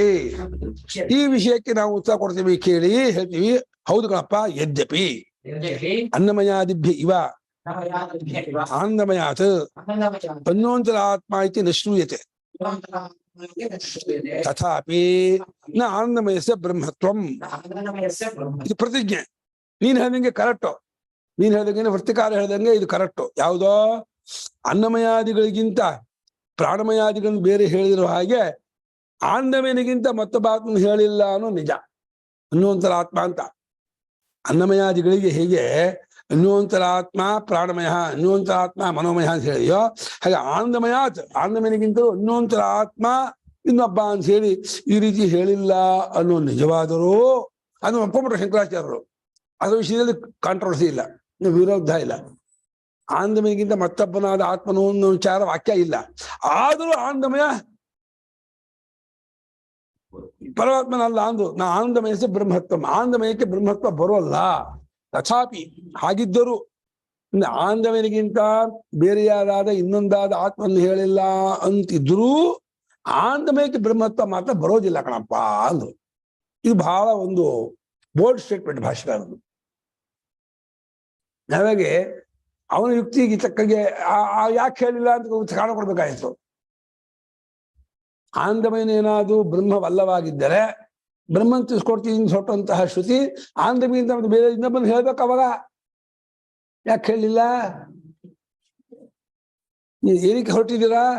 ಬ್ರಹ್ಮನ್ ತಿಳಿಸ್ಕೊಡ್ತೀನಿ ಹೊರಟ್ರ ಆತರ ಅದಕ್ಕೆ ಹೊರಟಿರೋದು. ನೀವು ಬ್ರಹ್ಮನ್ ತಿಳಿಸ್ಕೊಡ್ತೀನಿ ಹೊರಟು ಬ್ರಹ್ಮಕ್ಕೆ ಲಕ್ಷಣವನ್ನು ಹೇಳಿ, ಆ ಬ್ರಹ್ಮ ಹೃದಯ ಗುಹೆಯಲ್ಲಿದೆ ಅಂತ ಹೇಳಿ ತಿಳ್ಕೋ ಜಾಗವನ್ನು ಹೇಳಿ, ಆ ಬ್ರಹ್ಮನಿಂದ ಆಕಾಶಾದಿಗಳು ಸೃಷ್ಟಿಯಾಗಿದೆ ಅಂತ ಹೇಳಿ ಅದನ್ನು ತಿಳಿಸ್ಕೊಳ್ಕೋಸ್ಕರ ಕೋಶಗಳನ್ನು ಕಲ್ಪನೆ ಮಾಡ್ಕೊಂಡು ಬಂದ್ರಿ. ಕೋಶವನ್ನು ಕಲ್ಪನೆ ಮಾಡ್ಕೊಂಡು ಬಂದು ಅನ್ನಮಯ ಪ್ರಾಣಮಯ ಮನೋಮಯ ವಿಜ್ಞಾನ ಕಲ್ಪನೆ ಮಾಡ್ಬಿಟ್ಟು ಆನಂದಮಯಕ್ಕೆ ಮುಗಿಸಿದೆ. ಆ ಆನಂದಮಯನನ್ನು ನೀವು ಬ್ರಹ್ಮ ಅಲ್ಲ ಅಂತ ಆದ್ರೆ ಮುಂದೆ ಕೇಳ್ತಾರೆ ವಾಕ್ಯ ಕೊಡಿ. ಆನಂದಮಯನ ಬ್ರಹ್ಮ ಅಲ್ಲ, ಆನಂದಮಯದಿಂದ ಮತ್ತೊಬ್ಬನಾದ ಆತ್ಮ ಇದ್ದಾನೆ ಅಂತ ಹೇಳಿದಂತ ಒಂದು ವಾಕ್ಯ ಕೊಡಿ. ಅದು ಹಿಡಿಯಾದ್ಮೇಲೆ ಹೆಂಗೆ ಆನಂದಮಯನ ಬ್ರಹ್ಮ ಅಲ್ಲ ಅಂತ ನೀವು ಅಂತೀರಾ ಅಂದ್ರೆ, ಹೌದು ಕಳಪ್ಪ, ನೀನ್ ಹೇಳ್ದಂಗೆ ಈ ಅನ್ನಮಯಾದಿಗಳಿಗೆ ಅನ್ನುವಂತರ ಆತ್ಮ ಅಂತ ಹೇಳಿದ ಹಾಗೇನಿಗೆ ಆನಂದಮಯಗಿಂತ ಅನ್ನುವಂತರ ಆತ್ಮ ಪರಮಾತ್ಮ ಅಂತ ಈ ರೀತಿಯಾದ ವಾಕ್ಯ ಇಲ್ಲ ಅನ್ನೋ ನಿಜವಾದರೂ ಆನಂದಮಯ ಬ್ರಹ್ಮ ಹಾಗೂ ಬರೋದಿಲ್ಲ ಅಂದ್ರು. ಯಾಕೆ ಹೇಳ್ತಾರೆ? ಯತಃ ಆನಂದಮಯಂ ಪ್ರಕೃತಿ ಶ್ರೂಯತೆ ತಸ್ಯ ಪ್ರಿಯಮೇವ ಶಿರಃ ಮೋದೋ ದಕ್ಷಿಣ ಪಕ್ಷಃ ಪ್ರಮೋದ ಉತ್ತರ ಪಕ್ಷಃ ಆನಂದ ಆತ್ಮ ಧರ್ಮಪುಚ್ಛಂ ಪ್ರತಿಷ್ಠಾ ಇತಿ. ಆನಂದಮಯ ಆತ್ಮನನ್ನ ಪ್ರಕೃತಿ ಅಂದ್ರೆ ಅದನ್ನು ಆರಂಭ ಮಾಡ್ಕೊಂಡು ಅದನ್ನು ಶುರು ಮಾಡ್ಕೊಂಡು ಅವನನ್ನು ವರ್ಣನೆ ಮಾಡ್ತೀನಿ ಅಂತ ಹೇಳಿ ಈ ರೀತಿ ವಾಕ್ಯ ಕೇಳಿ ಬರ್ತಾ ಇದೆ. ಯಾವ ರೀತಿ ವಾಕ್ಯ? ಆ ಆನಂದಮಯನಿಗೆ ಪ್ರಿಯವೇ ತಲೆ, ಮೋದ ದಕ್ಷಿಣ ಪಕ್ಷ ಬಲಗೈ, ಪ್ರಮೋದ ಎಡಗೈ, ಆನಂದವೇ ಅದರ ಸ್ವರೂಪ, ಬ್ರಹ್ಮವೇ ಅದಕ್ಕೆ ಪುಚ್ಛ ಪ್ರತಿಷ್ಠಾ ಅಂತ ಈ ರೀತಿ ಶಿರಃ ಪಕ್ಷ ಪುಚ್ಛಾದಿಗಳನ್ನು ಹೇಳೋದ್ರಿಂದ ಆನಂದಮಯ ಪರಮಾತ್ಮನಲ್ಲ. ಭಾಷ್ಯಕಾರ ಯುಕ್ತಿ ಕಾಳ ಕೊಟ್ಟದ್ದೇನೋ, ಆನಂದಮಯನೇನಾದ್ರು ಪರಮಾತ್ಮನಾಗಿದ್ರೆ ಹಾಗೆ ಶಿರಃ ಪಕ್ಷ ಪುಚ್ಛಾದಿಗಳು ಹೇಳಬಾರ್ದಾಗಿತ್ತು ಅಂತ ಇದ್ದಾರೆ. ಅದು ಶಿರಃ ಪಕ್ಷ ಪುಚ್ಛಾದಿಗಳು ಹೇಳಿದೆಯೋ ಹೇಳಿಲ್ವಾ? ಹೇಳಿದೆ. ಆದ್ರಿಂದ ಏನಾಯ್ತು? ಬ್ರಹ್ಮವಲ್ಲ ಅಂದ್ರೆ. ಆನಂದಮಯ ಬ್ರಹ್ಮವಲ್ಲ ಅಂದ್ರೆ ಬ್ರಹ್ಮವನ್ನು ಎಲ್ಲಿ ಹೇಳಿದೆ ಹಾಗಾದ್ರೆ? ಬ್ರಹ್ಮನ್ ಹೇಳೇ ಇಲ್ವಾ ಹಾಗಾದ್ರೆ? ಬ್ರಹ್ಮಪುಚ್ಛಂ ಪ್ರತಿಷ್ಠಾ ಅನ್ನೋದಾದ್ರೆ ಹೇಳಿದೆ ಅಂತ ಇದ್ದಾರೆ. ಅಲ್ಲೇ ಬ್ರಹ್ಮಪುಚ್ಛಂ ಪ್ರತಿಷ್ಠಾ ಅನ್ನೋದು ಕೂಡ ಅಲ್ಲಿ ಇದಂ ಪುಚ್ಛಂ ಪ್ರತಿಷ್ಠಾ, ಪೃಥ್ವೀ ಪುಚ್ಛಂ ಪ್ರತಿಷ್ಠಾ, ಅಥರ್ವಾಂಗ ಪುಚ್ಛಂ ಪ್ರತಿಷ್ಠಾ, ಮಹಾಪುಚ್ಛಂ ಪ್ರತಿಷ್ಠಾ ಅಂತ 4 ವರ್ಷಗಳಾಗಿದೆ. ಬ್ರಹ್ಮಪುಚ್ಛಂ ಪ್ರತಿಷ್ಠಾ ಅದು ಅವಯವಾಗಿ ಹೇಳಿದೆ. ಅಲ್ಲ ಅದನ್ನ ಅವಯವಾಗಿ ಹೇಳಿದ. ಆ 4 ಜಾಗದಲ್ಲೂ ಅವಯವಾಗಿ ಹೇಳಿದ್ರು ಕೂಡ ಇದು ಸ್ವಪ್ರಧಾನವಾಗಿ ಹೇಳಿ ಅಂತ ಅರ್ಥ ಮಾಡ್ತಾರೆ. ಇದು ಭಾಷ್ಯಕಾರರ ಒಂದು ಲೋಕೋತ್ತರವಾದಂತಹ ಒಂದು ಅಭಿಪ್ರಾಯ, ಸ್ಟೇಟ್ಮೆಂಟ್. ಭಾಷೆಗೆ ಮದ್ದು ಕೊಡ್ತಾ ಇರೋ ಯುಕ್ತಿ ಏನೋ, ಶಿರಃ ಪಕ್ಷ ಪುಚ್ಛಾದಿಗಳನ್ನು ಹೇಳಿದ್ದರಿಂದ ಆನಂದಮಯ ಪರಮಾತ್ಮನಲ್ಲ. ಹಾಗೆ ಪರಮಾತ್ಮನಿಗೆ ಶಿರಃ ಪಕ್ಷ ಪುಚ್ಛಾದಿಗಳಿಲ್ಲ.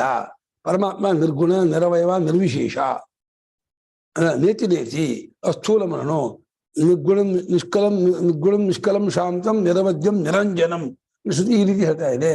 ಪರಮಾತ್ಮ ಯಾವ ವಿಶೇಷದಿಂದಲೂ ಕೂಡ್ಕೊಂಡಿಲ್ಲ, ಎಲ್ಲಾ ವಿಶೇಷಕ್ಕೂ ಸಾಕ್ಷಿಯಾಗಿದ್ದಾನೆ, ಸರ್ವ ವಿಶೇಷ ರಹಿತನಾಗಿದ್ದಾನೆ.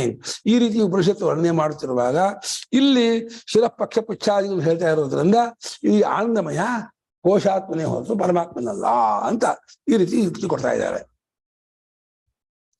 ಈ ರೀತಿ ಏನು ಪ್ರಿಯ, ಮೋದ, ಪ್ರಮೋದ, ತಲೆ, ಬಲಗೈ, ಎಡಗೈ, ನಡುಮೈ, ಆನಂದ ನಡುಮೈ, ಬ್ರಹ್ಮವೇ ಪುಚ್ಛ ಅಂತ ಹೇಳಿ ಈ ರೀತಿ ಹೇಳ್ತಾ ಇರೋದ್ರಿಂದ ಅಂದ್ರು. ತತ್ವ ಯದ್ ಬ್ರಹ್ಮ ಮುಂತವರ್ಣೆ ಪ್ರಕೃತಂ ಸತ್ಯಂ ಜ್ಞಾನಮನಂತಂ ಬ್ರಹ್ಮ ಇತಿ ತದಿಹ ಬ್ರಹ್ಮಪುಚ್ಛಂ ಪ್ರತಿಷ್ಠಾ ಇತ್ಯುಚ್ಯತೆ. ಬ್ರಹ್ಮಪುಚ್ಛಂ ಪ್ರತಿಷ್ಠಾ ಅಂದ್ರೆ ಬ್ರಹ್ಮ ಶಬ್ದ ಇದೆ. ಆರಂಭದಲ್ಲೂ ಬ್ರಹ್ಮವಿದಾಪ್ನೋದಿ ಪರಂ ಇದೆ. ಲಕ್ಷಣ ವಾಕ್ಯದಲ್ಲೂ ಸತ್ಯಂ ಜ್ಞಾನಮನಂತಂ ಬ್ರಹ್ಮ ಇದೆ. ಅದು ಇದು ಒಂದವ ಹೊರತು ಆನಂದಮಯ ಅದು ಒಂದಾಗಲ್ಲ. ಆನಂದಮಯ ಮತ್ತೆ ಬ್ರಹ್ಮವಿದಾಪ್ನೋದಿ ಪರಂ ಸತ್ಯಂ ಜ್ಞಾನಮನಂತಂ ಆಗಲ್ಲ. ಬ್ರಹ್ಮಪುಚ್ಛಮ್ಮಲ್ಲಿ ಬ್ರಹ್ಮ ಪದ ಇದೆಯಲ್ಲ, ಆ ಬ್ರಹ್ಮ ಪದವು ಆರಂಭದಲ್ಲಿ ಬ್ರಹ್ಮವಿದಾಪ್ನೋದಿ ಪರಂ ಆ ಬ್ರಹ್ಮ ಪದವು ಸತ್ಯಂ ಜ್ಞಾನಮನಂತಂ ಬ್ರಹ್ಮ ಇದೆಯಲ್ಲ, ಅದು ಎಲ್ಲ ಒಂದೇ ಭಾಷೆ. ತತ್ ಅಂದ್ರೆ ತಸ್ಮಿನ್ ಕೋಶ ವಾಕ್ಯ ಅಂತ, ಆ ಆನಂದಮಯ ಕೋಶ ವಾಕ್ಯದಲ್ಲಿ ಯಾವ ಬ್ರಹ್ಮ ತತ್ವ ಅಲ್ಲ, ಆನಂದಮಯ ಕೋಶ ಅಲ್ಲ, ತತ್ವ ಅಂದ್ರೆ ಆ ಜಾಗದಲ್ಲಿ ಆ ವಿಷಯದಲ್ಲಿ ಅಂತ, ತಸ್ಮಿನ್ ವಿಷಯ ಯಾವ ಬ್ರಹ್ಮವು ಮಂತ್ರವರ್ಣದಲ್ಲಿ ಆರಂಭವಾಗಿದೆಯೋ ಮಂತ್ರವರ್ಣದಲ್ಲಿ ಅಂದ್ರೆ ಉಪನಿಷತ್ತಿನ ಆರಂಭದಲ್ಲಿ ಸತ್ಯಂ ಜ್ಞಾನಮನಂತಂ ಬ್ರಹ್ಮ ಅನ್ನೋದು ಮಂತ್ರವರ್ಣ. ಸತ್ಯಂ ಜ್ಞಾನಮನಂತಂ ಬ್ರಹ್ಮ ಅನ್ನುವಂತಹ ಮಂತ್ರವರ್ಣದಲ್ಲಿ ಯಾವ ಬ್ರಹ್ಮವು ಪ್ರಕಟವಾಗಿತ್ತೋ ತದಿಹ ಅದನ್ನ ಇಲ್ಲಿ ಬ್ರಹ್ಮಪುಚ್ಛಂ ಪ್ರತಿಷ್ಠಾ ಅಂತ ಹೇಳಿ ಹೇಳ್ತಾ ಇದೆ. ಅದಕ್ಕೂ ಇದಕ್ಕೂ ಏಕವಾಕ್ಯತೆ. ಸತ್ಯಂ ಜ್ಞಾನಮನಂತಂ ಬ್ರಹ್ಮ ತಗೋ, ಇಲ್ಲಿ ಬ್ರಹ್ಮಪುಚ್ಛಂ ಪ್ರತಿಷ್ಠಾ ಇದೆಯಲ್ಲ, ಆ ಬ್ರಹ್ಮ ಈ ಬ್ರಹ್ಮ ಒಂದೇ ಬ್ರಹ್ಮ. ಹಾಗಾಗಿ ಆರಂಭದಲ್ಲೂ ಅಂತ್ಯದಲ್ಲೂ ಉಪಕ್ರಮೋಪಸಂಹಾರ, ಉಪಕ್ರಮದಲ್ಲೂ ಬ್ರಹ್ಮ ವಿಚಾರ, ಉಪಸಂಹಾರ ಅದೇ. ಹಾಗಾಗಿ ಅದು ಒಂದೇ ಆಗಿದೆ. ಆನಂದಮಯ ತಗೋಬೇಡ, ಆನಂದಮಯ ಇದಲ್ಲ, ಅದು ಕೋಶ, ಅದು ಆದ್ರೆ ಭಾಷ್ಯಕಾರರು ಎಲ್ಲೂ ಒಂದು ಜಾಗದಲ್ಲಿ ಸೂತ್ರಕಾರರೇ ಅಲ್ಲ ಅಂತ ಹೇಳುವಂತಹ ಒಂದು ವಾಕ್ಯ ಕೊಡ್ಬೋದಾಗಿತ್ತು. ಹಿಂದೆ 3ನೇ ಅಧ್ಯಾಯದಲ್ಲಿ ಸೂತ್ರಕಾರರೇ ಪ್ರಿಯಶಿರಸ್ವ ಜಪ್ರಾಪ್ತಿ ಉಪಚಯಾಪಚಯೌ ಹಿ ಭೇದೇ ಅಂತ ಶ್ಲೋಕ ಮಾಡಿದ್ದಾರೆ. ಈ ಸೂತ್ರಕಾರರ ಮನಸ್ಸಿನಲ್ಲಿ ಆನಂದಮಯನು ಪರಮಾತ್ಮನು ಅಂತ ಆಗ್ಬಿಟ್ಟಿದ್ರೆ ಈ ರೀತಿ ಸೂತ್ರ ಮಾಡುತ್ತಿರಲಿಲ್ಲ. ಪ್ರಿಯಶಿರಸ್ವಾದಿಗಳು ಅದು ಕೋಶದ ಧರ್ಮ ಹೌದು, ಬ್ರಹ್ಮದ ಧರ್ಮವಲ್ಲ ಅಂತ ತೀರ್ಮಾನ ಮಾಡಿದ್ದಾರೆ. ನೀವೇ ಯಾವಾಗ 3ನೇ ಅಧ್ಯಾಯದಲ್ಲಿ ಪ್ರಿಯಶಿರಸ್ವಾದಿಗಳು ಕೋಶ ಧರ್ಮ ಬ್ರಹ್ಮವಲ್ಲ ಅಂತ ಹೇಳ್ಬಿಟ್ರೋ, ಅವಾಗ ಇಲ್ಲಿ ಆನಂದಮಯ ಅನ್ನೋ ಜಾಗದಲ್ಲಿ ಆನಂದಮಯ ಕೋಶವೇ ಹೊರತು ಆನಂದಮಯ ಅನ್ನೋದು ಆನಂದಮಯ ಪರಮಾತ್ಮನಲ್ಲ. ಮತ್ತೆ ಸೂತ್ರ ಹೇಗೆ ಮಾಡ್ಬಿಟ್ರಿ ನೀವು? ಅವಾಗ ಆನಂದಮಯೇ ಅಭ್ಯಾಸ ಮಾಡ್ಬೇಕಾಯ್ತು. ಆನಂದಮಯ ಮಾಡೋ ಹಾಗೆ ಆನಂದಮಯನೂ ಮಾಡಬೇಡಿ. ಆನಂದಮಯ ಕೋಶದಲ್ಲಿ ಪಠಿತವಾಗಿರುವ ಬ್ರಹ್ಮಪುಚ್ಛಂ ಪ್ರತಿಷ್ಠಾ ಎಂಬುದು ಪರಮಾತ್ಮನು. ಯಾಕೆ ಅಭ್ಯಾಸ ಹೊಂತಾಯ್ತು. ಹೌದು, ಸೂತ್ರ ನೀವು ಹೇಳ್ದಂಗೆ ಆನಂದಮಯೇ ಇದ್ದೀನಿ ಸ್ಪಷ್ಟ ಅರ್ಥ ಆಗಿತ್ತಲ್ಲ. ಆದ್ರೆ ನಾವು ಸೂತ್ರ ಹೀಗೆ ಮಾಡಿದೀವಿ, ಇದಕ್ಕೆ ಹೀಗೆ ಅರ್ಥ ಮಾಡ್ಕೊಳ್ಳಿ ಅಂತಾರೆ. ಭಾಷ್ಯಕಾರರಿಗೆ ಗೊತ್ತಾ, ಸೂತ್ರಕಾರರಲ್ಲಿ ಕೈ ಮಾಡಲ್ಲ. ಇವಾಗ ಪತಂಜಲ ಮಹಾಭಾಷ್ಯಕಾರರು ಪಾಣಿನಿಗೆ ಕೈ ಮಾಡ್ಬಿಡ್ತಾರೆ. ಏನು ಅಕಸ್ಯವನ್ನೇ ದೀರ್ಘ ಸೂತ್ರ ಮಾಡ್ತೀಯಲ್ಲ, ಅಕೋಕಿ ದೀರ್ಘ ಸೂತ್ರ ಮಾಡ್ಬೇಕಾಯ್ತು ನೀನು. ಅಕ್ಕಿಗೆ ದೀರ್ಘ ಆಗುತ್ತೆ, ಸಾಕು. ಸಾವಾರನ 3 ಅಕ್ಷರ ಹಾಕ್ಬೇಕು, ಅಕೋಕಿ ದೀರ್ಘ ಅಂತ. ಆಮೇಲೆ ಮತ್ತೆ ಸ್ಪಷ್ಟಾರ್ಥವಿಧಿ ಬ್ರೂಮಃ ಅಂದರು. ಸ್ಪಷ್ಟ ಸವರ್ಣ ಅದೇ ಅಕ್ಕಿಗೆ ಅಕ್ಕೂದು, ಅಕ್ಕಿಗೆ ಸಮಾನವರ್ಣ ಅಂದು ಒಂದೇ ಅರ್ಥಗಳಪ್ಪ, ಸುಲಭ ಗೊತ್ತಾಗಲಿ ಅಂತ ಹೇಳಿ ಸೂತ್ರಕಾರರು ಸುಹೃದ್ಭೂತ್ವ ಪಠತಿ ಅಂತ. ಇವರು ನಾಗರಾಜು ಹಾಗಾದ್ರೂ ಕೂಡ ಇದು ಸೂತ್ರವನ್ನ ಬದಲಾಯಿಸಿದಾಗೆ ಆಗುತ್ತಲ್ಲ. ಅಲ್ಲ, ಸೂತ್ರದಲ್ಲಿ ಬದಲಾಯಿಸಿದಾಗಿದೆ. ಅದಕ್ಕೆ ಇದೇ ಗಮಕ. ಆ 3ನೇ ಅಧ್ಯಾಯದಲ್ಲಿ ಪ್ರಿಯಶಿರಸ್ವಾದಿಗಳು ಬರೋದಿಲ್ಲ, ಅದು ಕೋಶ ಧರ್ಮ ಅಂತ ಸೂತ್ರಕಾರ ಹೇಳ್ಬಿಟ್ಟಿದ್ದಾರೆ. ಅಲ್ಲ, ಬ್ರಹ್ಮಸೂತ್ರದಲ್ಲಿ 2ನೇ ಭಾಗದಲ್ಲಿ ಹಾಗಂತ ಹೇಳಿರೋದ್ರಿಂದ ತಾವು ಹೇಳ್ತಾ ಇರೋ ಹೊಸ ಸೂತ್ರದಲ್ಲಿ ಇದು ಬ್ರಹ್ಮವಲ್ಲ ಅನ್ನೋದನ್ನ ಇಲ್ಲಿ ಯಾವ ಚಿಹ್ನೆಯನ್ನು ಕೊಡದಲ್ಲೇ ಹೇಳಿದೆ. ಬಟ್ ಆ ಸೂತ್ರ ಇದೆ ಅನ್ನೋ ಕಾರಣವನ್ನ ಇಲ್ಲಿ ಮೆನ್ಷನ್ ಮಾಡಿಲ್ವಲ್ಲ ಅವರು. ಅದ ಮೆನ್ಷನ್ ಮಾಡ್ಲಿಲ್ಲ, ಮಾಡ್ಬೋದಾಗಿತ್ತು. ಅದ್ರ ಅರ್ಥ ಇಲ್ಲಿ ಸಸ್ಯ ಪ್ರೇಮೇವ ಶಿರ ಮೋದೋದಕ್ಷ ಬ್ರಹ್ಮದತ್ತ ಶಿರ ಪಕ್ಷ ಪುಚ್ಛ ಹೇಳಿದ್ರಿಂದಲೇ ಇದು ಬ್ರಹ್ಮವಲ್ಲ ಅಂತ ಅದ್ರ ಅರ್ಥ ತಗೊಂಡ್ಬಿಟ್ರು. ಬಟ್ ಇಲ್ಲಿ ಕಾಂಟೆಕ್ಸ್ಟ್ ಇಲ್ವಲ್ಲ. ಈಗ ಸತ್ಯಜ್ಞಾನಮನಂತಂ ಬ್ರಹ್ಮ ಅನ್ನೋದು ಅಲ್ಲಿಗೆ ಮುಗಿಯುತ್ತೆ. ಆಮೇಲೆ ಅದ್ರ ಬ್ರಹ್ಮ ತತ್ವವನ್ನ ಹೇಳೋದಕ್ಕೋಸ್ಕರ ಪ್ರತಿಪಾದನೆ ಮಾಡಿದಂತ ಮಂತ್ರ ಅಂತ ತಾವು ಹೇಳಿದ್ಮೇಲೆ ಬ್ರಹ್ಮ ಪ್ರತಿಪಾದನೆ ಮಾಡುವಂತಹ ಮಂತ್ರ ಉಪಸಂಹಾರದಲ್ಲಿ ಈ ತರ ಬಂದಿದೆ ಅಂತ ಅಲ್ಲಿ ಮುಂದೆಲ್ಲೋ ಹೇಳಿದೆ ಅನ್ನೋ ಕಾರಣಕ್ಕೆ ಇಲ್ಲಿ ಇಲ್ಲ ಅನ್ನೋದನ್ನ ಸೂತ್ರ ಮುಂದೇನು ಅಲ್ಲೇ ಆನಂದಮಯ ಕೋಶದಲ್ಲಿಯೇ ಆನಂದಮಯ ಕೋಶಕ್ಕೂ ಆಧಾರವಾಗಿ ಆ ನೆಲೆಯಾಗಿ ಬ್ರಹ್ಮ ಇರತಕ್ಕದ್ದು ಅಂತ ಅಲ್ಲೇ ಹೇಳಿದ ಇದೆ. ಆನಂದಮಯ ಕೋಶ 5ನೇ ಕೋಶ ಹೇಳ್ಬಿಟ್ಟು ಅಲ್ಲಿಯೇ ಆ ಕೋಶಕ್ಕೆ ನಿಜವಾಗಿ ನೆಲೆ ಆಧಾರ ಆಶ್ರಯ ಬ್ರಹ್ಮ ಅಂತ ಹೇಳಿದ್ರಿಂದ ಆ ಬ್ರಹ್ಮವು ಆರಂಭದಲ್ಲಿ ಹೇಳಿದ ಬ್ರಹ್ಮವು ಒಂದೇ ಬ್ರಹ್ಮವಾದ್ರಿಂದ ಅದನ್ನ ತಗೋಬೇಕೆ ಹೊರತು ಆನಂದಮಯ ಶಬ್ದದಿಂದ ಕೋಶವನ್ನು ತಗೋಬಾರ್ದು. ಆನಂದಮಯ ಕೋಶದಲ್ಲಿ ಹೇಳಿದ್ದಾದ ಬ್ರಹ್ಮವನ್ನ ಆನಂದಮಯ ಅಂತ ಹೇಳ್ತಾ ಇದ್ದಾರೆ. ಅದು ಬ್ರಹ್ಮ, ಅದು ಅಭ್ಯಾಸವಿರೋದ್ರಿಂದ ಅದು ಪರಮಾತ್ಮನೇ. ಅದಕ್ಕೆ ಅವಯವಾಗಿ ಅನ್ನಮಯಕ್ಕೆ, ಹಾಗೆ ಅನ್ನಮಯಕ್ಕೆ ಅವಯವಾಗಿ ಇದಂ ಪುಚ್ಛಮ್ಮ, ಪ್ರಾಣಮಯನಿಗೆ ಅವಯವಾಗಿ ಪೃಥ್ವಿ ಪುಚ್ಛ ಅಂತ ಹೇಳಿದೆಯೋ, ಮನೋಮಯನಿಗೆ ಅವಯವಾಗಿ ಅಸರ್ವಾಂಗ ಪುಚ್ಛ, ಹಾಗೆ ಅವಯವಾಗಿ ಹೇಳಿಲ್ಲ, ಸ್ವಪ್ರಧಾನವಾಗಿ ಹೇಳಿದ್ದು. ಅದು ಬ್ರಹ್ಮವಿಚಾರ, ಅದು ಬ್ರಹ್ಮವನ್ನು ತಿಳಿಸ್ತಾ ಇರುವ ವಾಕ್ಯ ಅಂತ ಅರ್ಥ ಮಾಡಿದ್ದಾರೆ. ಸತ್ಯಂ ಜ್ಞಾನಂ ಅನಂತಂ ಬ್ರಹ್ಮ ಹೇಳುವ ನಿರುಪಾಧಿಕವಾದ ನಿರ್ವಿಕಾರವಾದ ಬ್ರಹ್ಮವನ್ನೇ ಕೊನೆಯಲ್ಲೂ ಇದರಲ್ಲೂ ಹೇಳಿದೆ ಅಂತ. ಕರೆಕ್ಟ್, ಹೌದು.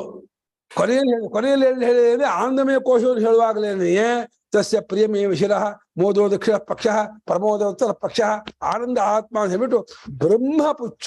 ಅದಕ್ಕೆ ಪುಚ್ಛ ಅಂದ್ರೆ ಪ್ರತಿಷ್ಠಾ, ಆಶ್ರಯ, ನೆಲೆ ಅಂತ ಅರ್ಥ ಹೊರತು ಅವಯವ ಅಂತ ಅರ್ಥ ಮಾಡಬಾರ್ದು. ಬಾಕಿ 4 ಕೋಶದಲ್ಲೂ ಪುಚ್ಛ ಅಂದ್ರೆ ಅವಯವ ಅಂತ ಅರ್ಥ ಮಾಡಿದ್ರು. ಇಲ್ಲಿ ಮಾತ್ರ ಅವಯವ ಅಂತ ಅರ್ಥ ಮಾಡ್ಲಿಲ್ಲ. ಯಾಕೆಂದ್ರೆ ಇದು ಎಂಡಾದ್ರಿಂದ ಇದೇ ಆಧಾರ, ಆಶ್ರಯ, ನೆಲೆಯಾಗಿದೆ ಅಂತ. ಬ್ರಹ್ಮಪುಚ್ಛ ಅನ್ನೋದು ಬ್ರಹ್ಮ ಪ್ರತಿಷ್ಠಾ ಉಪದೇ ಮಾಡ್ತಕ್ಕಂತ ಒಂದು ಕೊನೆಯ ಭಾಗ. ಅದೇ ಉಪಸಂಹಾರ ಅಂತ. ಕರೆಕ್ಟ್, ಅದೇ ಉಪಸಂಹಾರ. ಆಯ್ತು. ಹಾಗಾಗಿ ಉಪಕ್ರಮ ಉಪಸಂಹಾರದ ಬ್ರಹ್ಮ ವಿಚಾರ ಇದೆ. ನೀ ಆನಂದಮಯ ತಗೊಂಡ್ಬಿಟ್ರೆ ಆನಂದಮಯ ಬ್ರಹ್ಮ ಅನ್ನೋ ಶಬ್ದ ಇಲ್ಲ ಅಲ್ಲಿ. ಆನಂದಮಯನ್ ಬ್ರಹ್ಮ ಅಂತ ಹೇಳಿದ್ರೆ ಅವಾಗ ಅದು ಉಪಸಂಹಾರ ಅಂತ ಅನ್ಬೋದಾಗಿತ್ತು. ಆನಂದಮಯ ಅಂತ ಹೇಳ್ಬಿಟ್ಟು ಪ್ರಿಯ ಶಿರ ಪ್ರಿಯವೇ ತಲೆ ಮೋದ ಪ್ರಮೋದವನ್ನು ಪಕ್ಷಪುಚ್ಛ ಅಂತ ಹೇಳಿದ್ಮೇಲೆ 2 ಪಕ್ಷ ಅವಾಗ ಅದು ಬ್ರಹ್ಮ ಆಗೋದಿಲ್ಲ. ಪ್ರಿಯಶಿರಸ್ವಾದಿಗಳನ್ನು ಯಾವಾಗ ಅವಯವ ಹೇಳ್ಬಿಡ್ತೋ ಅವಯವ ಅವಯವಿ ಇರೋದು ಬ್ರಹ್ಮದ ಪೂರ್ಣ ರೂಪ ಅಲ್ಲ, ನಿಜ ರೂಪ ಅಲ್ಲ. ಹಾಗಾದ್ರೆ ತಸ್ಯ ಪ್ರೇಮಿಯ ಶಿರಃ ಮೋದಕ ಹೇಳಿ ಬ್ರಹ್ಮಚಂಬಿಟ್ಟ ಅಂತ ಹೇಳಿತ್ತಲ್ಲ. ತತ್ ಯದ್ ಬ್ರಹ್ಮ ಅಂತವರನ್ನೇ ಅಂದ್ರೆ ಆರಂಭದ ಮಂತ್ರಾಕ್ಷರದಲ್ಲಿ ಸತ್ಯಂ ಜ್ಞಾನವಂತಂ ಬ್ರಹ್ಮ ಎಂಬ ಜಾಗದಲ್ಲಿ ಯಾವ ಬ್ರಹ್ಮವು ಪ್ರಕಟವಾಗಿದೆಯೋ ಆ ಬ್ರಹ್ಮವೇ ಇಲ್ಲಿ ಬ್ರಹ್ಮಪುಚ್ಛ ಪ್ರತಿಷ್ಠಾ ಎಂಬ ಪದದಿಂದ ಹೇಳ್ತಾ ಇದೆ. ತದ್ವಿಜಿಜ್ಞಾಪಯಿಷಯೈವ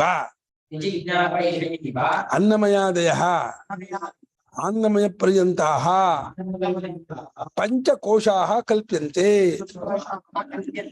ವಿಶೇಷೇಣ ಜ್ಞಾಪಯಿತುಮಿಚ್ಛಾ ವಿಜಿಜ್ಞಾಪಯಿಷಾ ತಯಾ ವಿಜಿಜ್ಞಾಪಯಿಷಯ.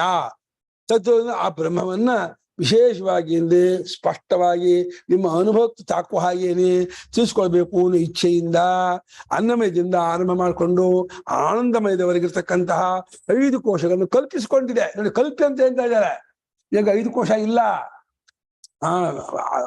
ವ್ಯವಹಾರ ಕ್ಷೇತ್ರದಲ್ಲಿ ತೋರೋದನ್ನ ಅನುವಾದ ಮಾಡಿಕೊಂಡು ಪರಮಾರ್ಥವಾಗಿ ಆತ್ಮದಲ್ಲಿ ಕಲ್ಪಿತ ಹಗ್ಗದಲ್ಲಿ ಹೇಗೆ ಹಾವು ಕಲ್ಪಿತವೋ ಬ್ರಹ್ಮದಲ್ಲಿ 5 ಕೋಶವು ಕಲ್ಪಿತವಾಗಿದೆ. 5 ಕೋಶ ಇದೆ ಅಂತ ಹೇಳ್ತಾ ಇಲ್ಲ. 5 ಕೋಶವ ನಾವಿದೆ ಅಂತ ಒಪ್ಕೊಂಡಿದ್ದು ಅನುವಾದ ಮಾಡ್ಕೊಳ್ತಾ ಇದೆ. ಆಮೇಲೆ ಅದನ್ನ ಕಿಸಾಕತ್ತೆ. ಆ ಬ್ರಹ್ಮವೇ ಆಗ 5 ಕೋಶವಾಗಿ ತೋರ್ತಾ ಇದೆ. ಬ್ರಹ್ಮಕ್ಕೆ 5 ಕೋಶ ಅಂತ ಹೆಸರು. ಆಗ 5 ಕೋಶ ಇಲ್ಲ, ಬ್ರಹ್ಮ ಮಾತ್ರವೇ ಇರ್ತಕ್ಕದ್ದು ಅಂತ ಹೆಸರುಕೊಳ್ತಾರೆ. ತದ್ವಿಜಿಜ್ಞಾಪಯಿಷಯ ಅದೇನೋ ತಸ್ಯ ವಿಜಿಜ್ಞಾಪಯಿಷ ತಸ್ಯ ಕಸ್ಯ ಬ್ರಹ್ಮಣಃ ವಿಜಿಜ್ಞಾಪಯಿಷ ವಿಶೇಷೇಣ ಜ್ಞಾಪಯಿತು ಇಚ್ಛಾ.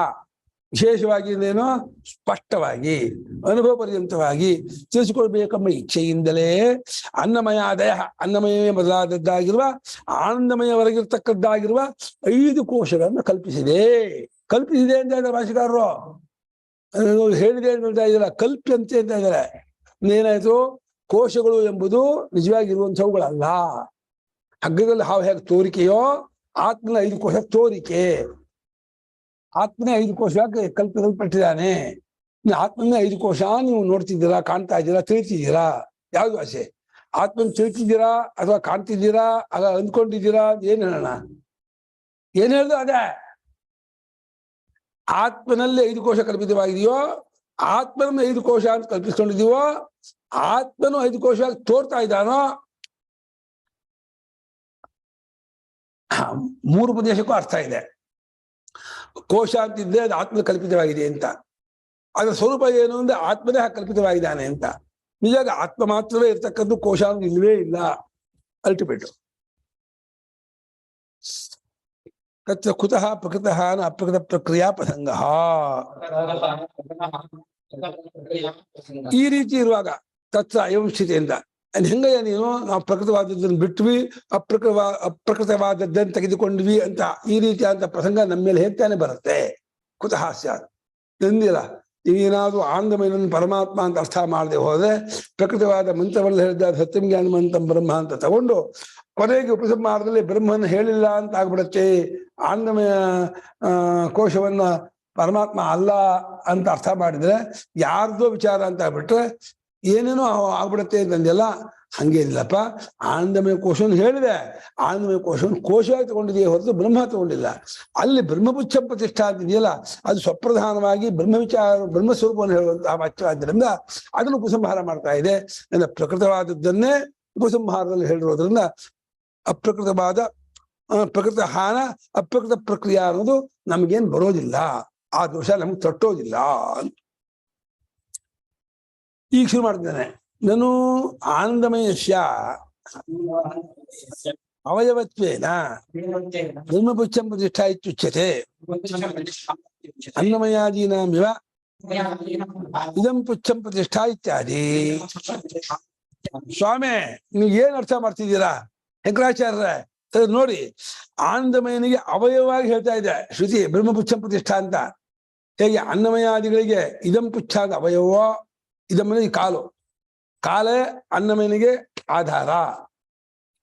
ಪೃಥ್ವಿ ಪುಚ್ಛ ಪ್ರಾಣಮಯನಿಗೆ ಪೃಥ್ವಿಯಿಂದ ಪೃಥ್ವಿಯಲ್ಲಿರ್ತಕ್ಕಂಥ ಅಪಾನ ಅಂತ ಮಾಡಿದ್ದಾರೆ. ಅಪಾನದಲ್ಲಿ ಪ್ರಾಣಮಯ ನೆಲೆ ನಿಂತಿದ್ದಾನೆ. ಅಥರ್ವಾಂಗಿರಸು ಕಂಡುಕೊಂಡಂತ ಮಂತ್ರಗಳಿದೆಯಲ್ಲ ಅಥರ್ವೇದ, ಅದೇ ವೇದಾತ್ಮನಾದ ಮನೋಮಯನಿಗೆ ಪುಚ್ಛ. ಹಾಗೆ ವಿಜ್ಞಾನಾತ್ಮನಿಗೆ ಮಹಾತ್ಮ, ಅವನಿಗೆ ಶ್ರದ್ಧಾ, ಆ ಮಹಾಪುಚ್ಛ. ಶ್ರದ್ಧಾ ಶಿರ, ಶ್ರದ್ಧಿ ಶಿರ ದಕ್ಷಿಣ ಪಕ್ಷ, ಸತ್ಯಪುತ್ತರ ಪಕ್ಷ, ಯೋಗ ಆತ್ಮ ಮಹಾನ ಪುಚ್ಛ. ಅದಕ್ಕೆ ಈ ರೀತಿಯಾಗಿ ಅದೆಲ್ಲ ಅವಯವ ಅಂತ ಅರ್ಥ ಮಾಡ್ಕೊಂಡು ಆನಂದಮಯನಿಗೆ ಮಾತ್ರ ಬ್ರಹ್ಮಪುಚ್ಛ ಪ್ರತಿಷ್ಠಾ ಅವಯವ ಅಲ್ಲ ಅಂತ ಅಂತಿರಲ್ಲ, ಇದು ಹೆಂಗೆ ಸರಿ ಆಗತ್ತೆ? 4 ಕೋಶದಲ್ಲೂ ಪುಚ್ಛ ಪ್ರತಿಷ್ಠಾ ಅನ್ನೋದು ಅವಯವ ಅಂತ ತಗೊಂಡ್ರಿ, ಆನಂದಮಯನಿಗೆ ಅವಯವಾಗಿ ಬ್ರಹ್ಮಪುಚ್ಛ ಪ್ರತಿಷ್ಠಾ ಅಂತ ಇಲ್ಲಿ ಹೇಳ್ತಾ ಇದೆ ಅಂತ ಗೊತ್ತಾಗ್ತಾ ಇದೆ. ಯಾವುದರಂತೆ ಅನ್ನಮಯಾದಿಗಳಿಗೆ ಇದಂ ಪುಚ್ಛ ಪ್ರತಿಷ್ಠಾ ಅಂತ ಹೇಳಿದ ಹಾಗೇನೆ ಹೇಳ್ತಾ ಇರೋದು ಗೊತ್ತಾಗುತ್ತಿರುವಾಗ, ಹೇಳ್ತಾ ಇರೋದು ಕಂಡು ಬರುತ್ತಿರುವಾಗ, ನೀವು ಹೇಗೆ ಅದನ್ನ ಸ್ವಪ್ರಧಾನವಾಗಿ ಸ್ವತಂತ್ರವಾಗಿ ಬೇರೆಯಾಗಿ ಆನಂದಮಯನಿಗೆ ಸಂಬಂಧಪಡೋದೇನಿಗೆ ಉಪಸಂಹಾರ ಅಂತ ಅರ್ಥ ಮಾಡ್ತಿದ್ದೀರಲ್ಲ, ಇದು ಹೆಂಗ್ ಸರಿ ಆಗತ್ತೆ? ಬ್ರಹ್ಮಪುಚ್ಛಂ ಪ್ರತಿಷ್ಠಾ ಅಂದ್ರೆ ಆನಂದಮಯನಿಗೆ ಅವಯವೋ ಅಲ್ಲವೋ? ಆನಂದಮಯನಿಗೆ ಅವಯವ ಆದ್ರೆ ಅವಾಗ ಉಪಸಂಹಾರ ಆಗೋದಿಲ್ಲ. ಆನಂದಮಯನಿಗೆ ಅವಯವ ಅಲ್ಲ ಅಂತಂದ್ರೆ ಅದಂಗ ಅಲ್ಲ ಅಂತ ಆಗತ್ತೆ. ಎಲ್ಲಾ ಜಾಗದಲ್ಲೂ ಪುಚ್ಛ ಪ್ರತಿಷ್ಠಾ ಅವಯವ ಅಂತ ಅರ್ಥ ಮಾಡಿ ಬ್ರಹ್ಮಪುಚ್ಛ ಪ್ರತಿಷ್ಠಾ ಮಾತ್ರ ಆನಂದಮಯನಿಗೆ ಅವಯವ ಅಲ್ಲ ಅನ್ನೋದು ಹೇಗೆ ಸರಿ ಆಗತ್ತೆ? ಅದು ಪ್ರವಾಹಕ್ಕೆ ವಿರುದ್ಧವಾಗತ್ತಲ್ಲ. ಪ್ರವಾಹದಲ್ಲಿ ಒಂದು ಜಾತಿಯ ಅರ್ಥ ಮಾಡುವಾಗ ಅದೇ ಜಾತಿ ಅರ್ಥ ಮಾಡಬೇಕಾ?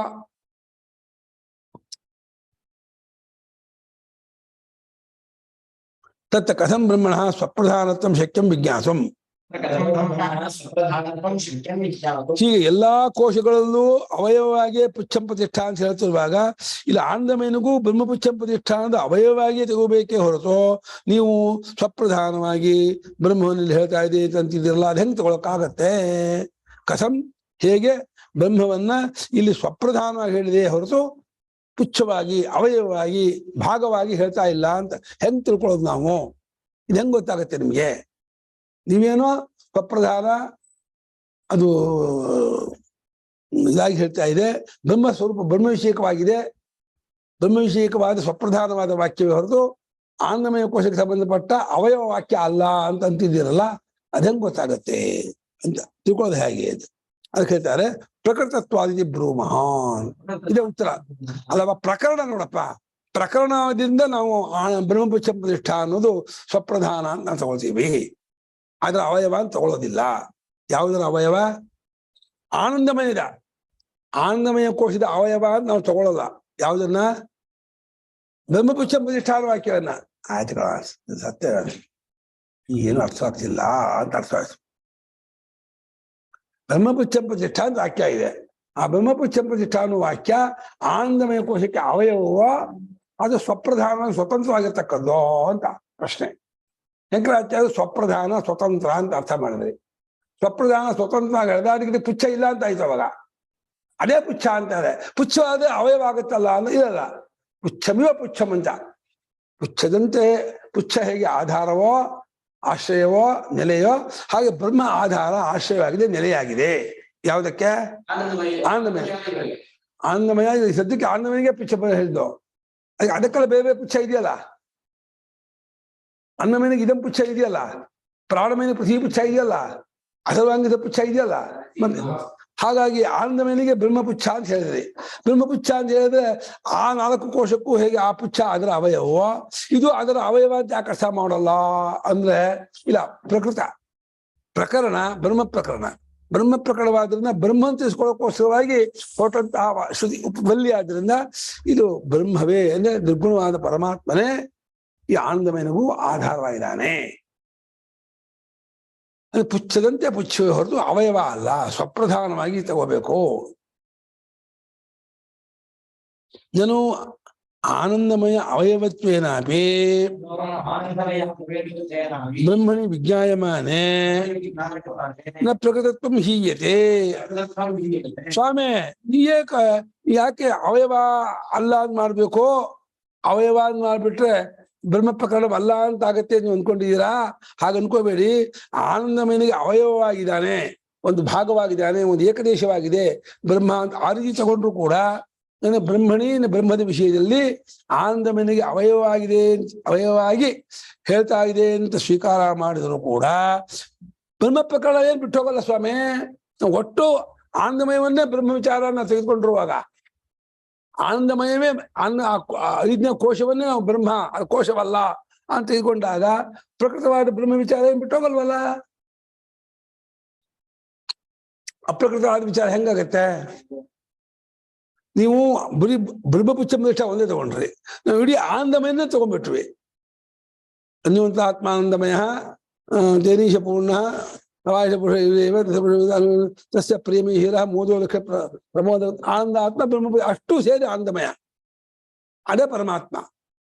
ಅದು ಪ್ರಕೃತವಾಗಿದೆ. ಆ ಕಾಂಟೆಕ್ಸ್ಟ್ ಅಲ್ಲಿ ಹೇಳ್ಬೇಕು ಅಂತ ಬ್ರಹ್ಮ ವಿಚಾರವೇ ಆಗಿದೆ. ಏನ್ ತಪ್ಪು? ಏಕದೇಶವನ್ನು ಮಾತ್ರ ಬ್ರಹ್ಮ ಅಂತ ತಗೊಂಡು ಪುಚ್ಛ ಪ್ರತಿಷ್ಠವಾಗಿ ಹೇಳಿದ ಬ್ರಹ್ಮವನ್ನು ಮಾತ್ರ ಪ್ರಕೃತ ಅಂತ ತಗೊಂಡು ಅದನ್ನು ಹೇಳ್ತಾ ಇದೆ ಅಂತ ಯಾಕೆ ಅರ್ಥ ಮಾಡ್ತೀರಾ? ಇಡೀ ಆನಂದಮಯನನ್ನೇ ಸೇರಿಸ್ಕೊಂಡ್ಬಿಡಿ, 5 ಮಾಡ್ಕೊಂಬಿಡಿ.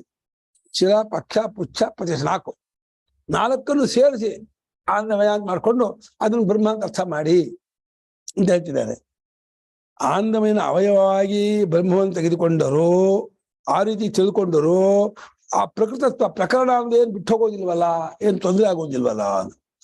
ಆನಂದಮಯಸ್ಯ ಬ್ರಹ್ಮತ್ವಾದಿತಿ, ಆನಂದಮಯವು ಬ್ರಹ್ಮವಾಗಿರೋದ್ರಿಂದ ಬ್ರಹ್ಮ ಪ್ರಕರಣ ಇದೋ ಆರಂಭದಲ್ಲೂ ಬ್ರಹ್ಮನ್ ಹೇಳ್ತಾ ಇದೆ, ಕೊನೆಯಲ್ಲೂ ಆನಂದಮಯ ಬ್ರಹ್ಮ ಅಂತ ಹೇಳ್ತಾ ಮುಗಿಸ್ತಾ ಇದೆ ಅಂತ ಅತ್ರೋಚ್ಯತೆ. ಈ ವಿಷಯಕ್ಕೆ ಉತ್ತರ ಹೇಳ್ತೀವಿ ಕೇಳಿ. ತಥಾ ಸತಿ ತದೇವ ಬ್ರಹ್ಮ ಆನಂದಮಯ ಆತ್ಮ ಅವಯವೀ ತದೇವ ಚ ಬ್ರಹ್ಮ ಪುಚ್ಛಂ ಪ್ರತಿಷ್ಠಾ ಅವಯವ ಇತಿ ಅಸಾಮಂಜಸ್ಯಂ ಸ್ಯಾತ್.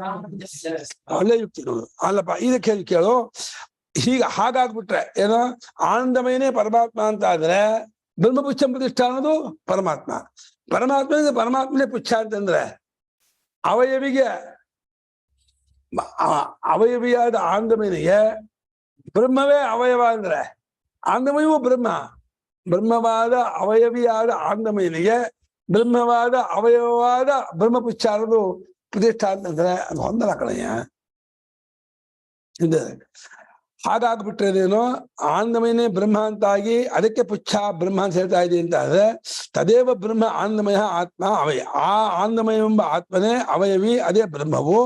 ಅದಕ್ಕೇನಿಗೆ ಬ್ರಹ್ಮ ಪುಚ್ಛ ಪ್ರತಿಷ್ಠಾ ಅವಯವ ಅಂತ ಕಲ್ಪನೆ ಮಾಡಿದ್ರೆ ಈ ಕಲ್ಪನೆ ಸಮಂಜಸವಾಗುವುದಿಲ್ಲ. ಅಸಾಮಂಜಸ್ಯಂ, ಸಮಂಜಸವಾಗದೇ ಇರತಕ್ಕದ್ದಾಗಿರೋದು ಅಸಾಮಂಜಸ್ಯ. ಸಮಂಜಸ ಭಾವ ಸಾಮಂಜಸ್ಯಂ,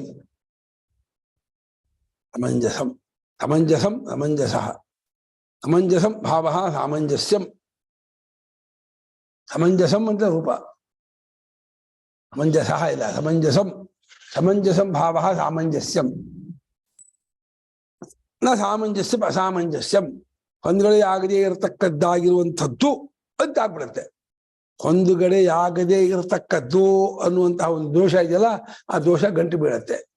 ಯಾವಾಗ ಅವಯವಿಯಾದ ಆನಂದಮಯವೆಂಬ ಬ್ರಹ್ಮವೆಂಬ ಆತ್ಮನಿಗೆ ಅದೇ ಬ್ರಹ್ಮವೆಂಬ ಅವಯವಿಯಾದ ಅದಕ್ಕೆ ಅವಯವಾದ ಬ್ರಹ್ಮಪುಚ್ಛ ಪ್ರತಿಷ್ಠಾ ಅಂತ ಕಲ್ಪನೆ ಮಾಡ್ತೀನಿ ಅಂದ್ರೆ ಏನು?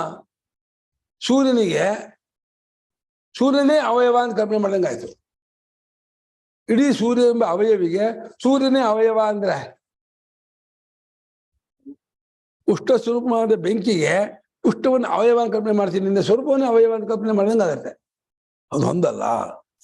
ಅನ್ಯತರ ಪರಿಗ್ರಹೇತು ಯುಕ್ತಂ ಬ್ರಹ್ಮಪುಚ್ಛ ಪ್ರತಿಷ್ಠಾ ಇತ್ಯತ್ರೈವ ಬ್ರಹ್ಮ ನಿರ್ದೇಶ ಆಶ್ರಯಿತು.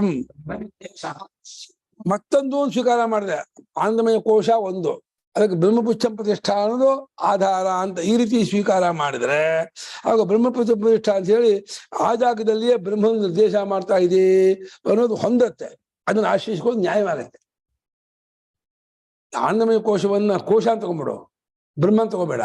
ಆನಂದಮಯ ಕೋಶಕ್ಕೂ ಅವಾಗ ಏನಾಯ್ತು, ಅನ್ನಮಯಾದಿ ಆನಂದಮಯ ಅಂತ ಇದು ಕೋಶಕ್ಕೂ ಬ್ರಹ್ಮವೇ ಪುಚ್ಛ ಪ್ರತಿಷ್ಠಾ ಆಧಾರ ಆಶ್ರಯ ನೆಲೆ ಅಂತ ಹೇಳ್ತಾ ಸಮಸ್ತಕ್ಕೂ ಆಧಾರ ಆಶ್ರಯವಾಗಿದೆ ಅಂತ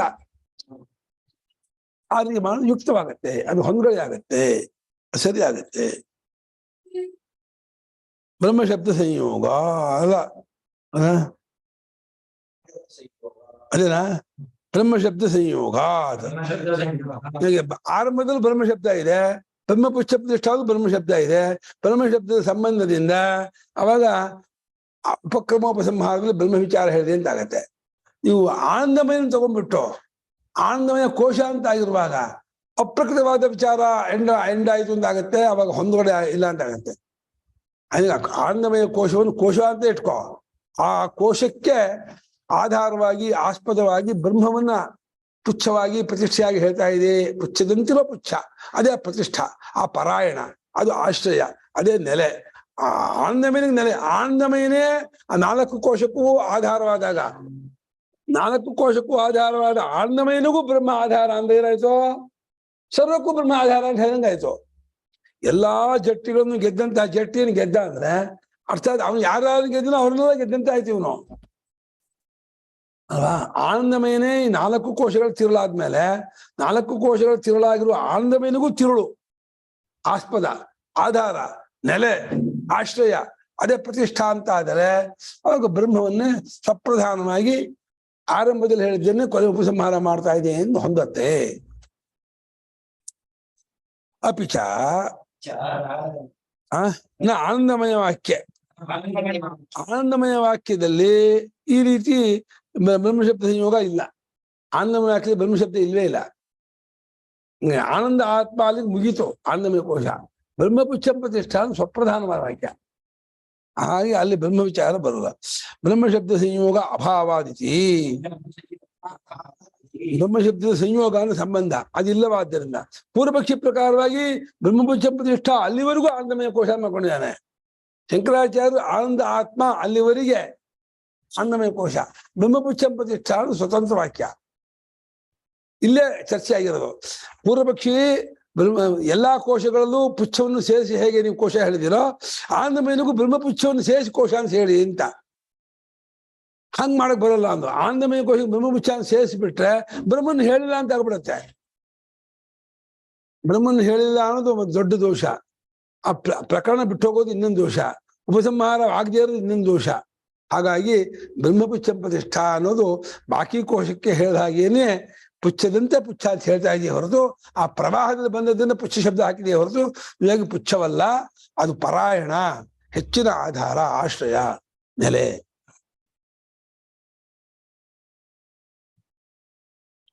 ಅಷ್ಟೇ ಅಲ್ಲ, ಅಪಿಚ ಬ್ರಹ್ಮಪುಚ್ಛ ಪ್ರತಿಷ್ಠಾ ಇತ್ಯುಕ್ತ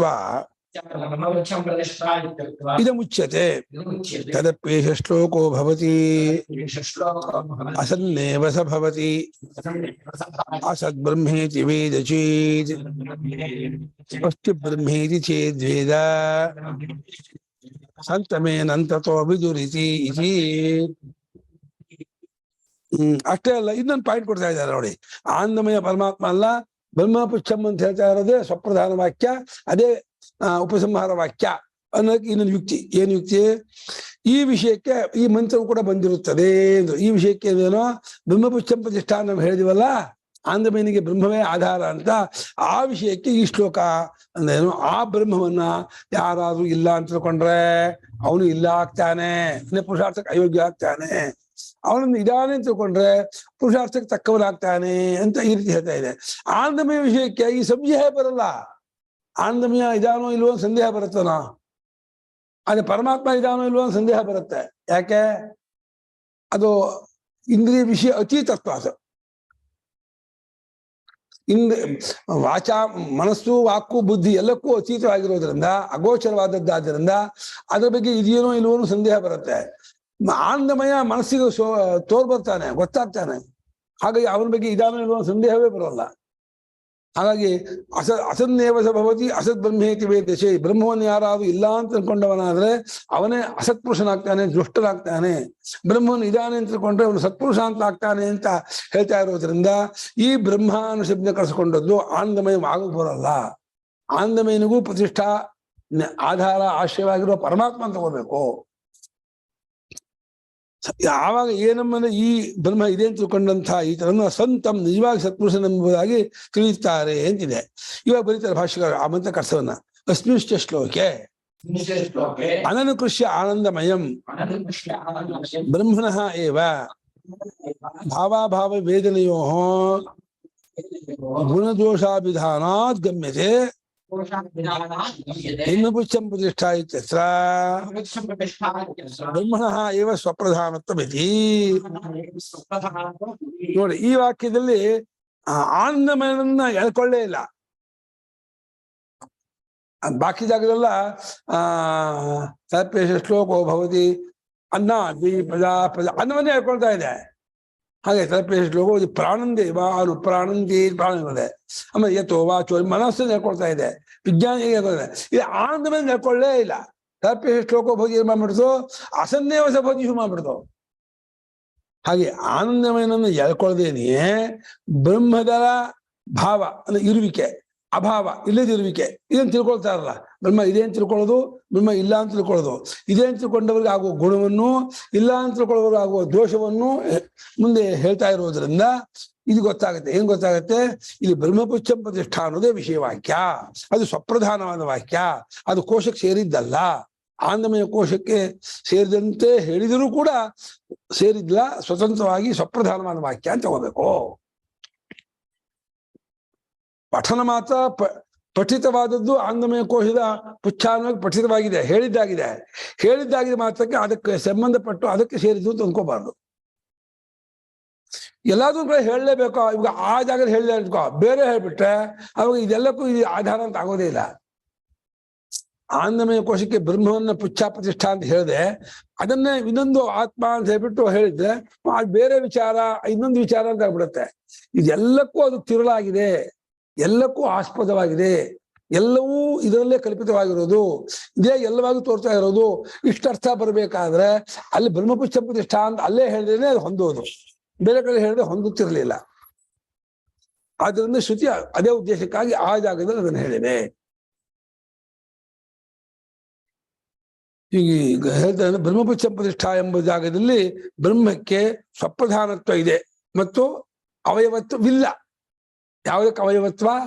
ಆನಂದಮಯ ಕೋಶನಿಗೆ ಅವಯವವಾಗಿದೆ ಅನ್ನೋದಿಲ್ಲ. ಆನಂದಮಯ ಕೋಶಕ್ಕೆ ತಿರುಳಾಗಿದೆ, ಆಸ್ಪದವಾಗಿದೆ, ಆಧಾರ ಸ್ವತಂತ್ರವಾಗಿದೆ ಎಂದು ಗೊತ್ತಾಗುತ್ತೆ. ನಚ ಆನಂದಮಯಸ್ಯ ಆತ್ಮನಃ ಭಾವಾಭಾವ ಶಂಕಾಯುಕ್ತ. ಆನಂದಮಯ ಆತ್ಮನಿಗೆ ಇದಾನೋ ಇಲ್ವೋ ಅನ್ನೋ ಸಂದೇಹವೇ ಹೊಂದಲ್ಲ, ಬರೋದೇ ಇಲ್ಲ. ಈ ಎದುರುಗಳಿರುವಂತಹ ಪುಸ್ತಕ ಇದೆಯೋ ಇಲ್ವೋ ಸಂದೇಹ ಬರುತ್ತಾ? ಪ್ರಿಯಾಮೋದ ಪ್ರಮೋದ ಅನುಭವಿಸ್ತಾ ಇರ್ಬೇಕಾದ್ರೆ ಅದು ಇದೆಯೋ ಇಲ್ವೋ ಹೆಂಗ್ ಸಂದೇಹ ಬರುತ್ತೆ? ಸಂದೇಹವೇ ಬರೋದಿಲ್ಲ. ನಚ ಆನಂದಮಯಸ್ಯ ಆತ್ಮ ಆಯ್ತಲ್ಲ, ಪ್ರಿಯಮೋದಾದಿ ವಿಶೇಷಸ್ಯ ಆನಂದಮಯಸ್ಯ ಸರ್ವಲೋಕ ಪ್ರಸಿದ್ಧತ್ವಾತ್. ಪ್ರಿಯಾಮೋದ ಪ್ರಮೋದ ಅನ್ನೋ ವಿಶೇಷದಿಂದ ಕೂಡಿದ ಆನಂದಮಯನು ಎಲ್ಲಾ ಜನರಿಗೂ ಪ್ರಸಿದ್ಧವಾಗಿಬಿಟ್ಟಿದೆ. ಎಲ್ಲಾ ಜನರಿಗೂ ಪ್ರಸಿದ್ಧವಾಗಿರೋದು ಇದೆಯೋ ಇಲ್ವೋ ಅಂತ ಯಾರು ಅನುಮಾನ ಪಡೋಲ್ಲ. ಸೂರ್ಯ ಇದಾನೋ ಇಲ್ವೋ ಅಂತ ಅನುಮಾನ ಪಡ್ತಾರ?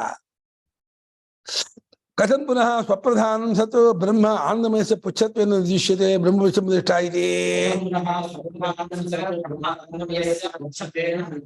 ಇದ ಪ್ರಶ್ನೆ ಬರುತ್ತೆ. ಸ್ವಪ್ರಧಾನವಾಗಿದ್ದ ಯಾಕೆ ಆನಂದಮಯನ ಪುಚ್ಛ ಯಾಕೆ ಹೇಳ್ಬೇಕಾಗಿತ್ತು?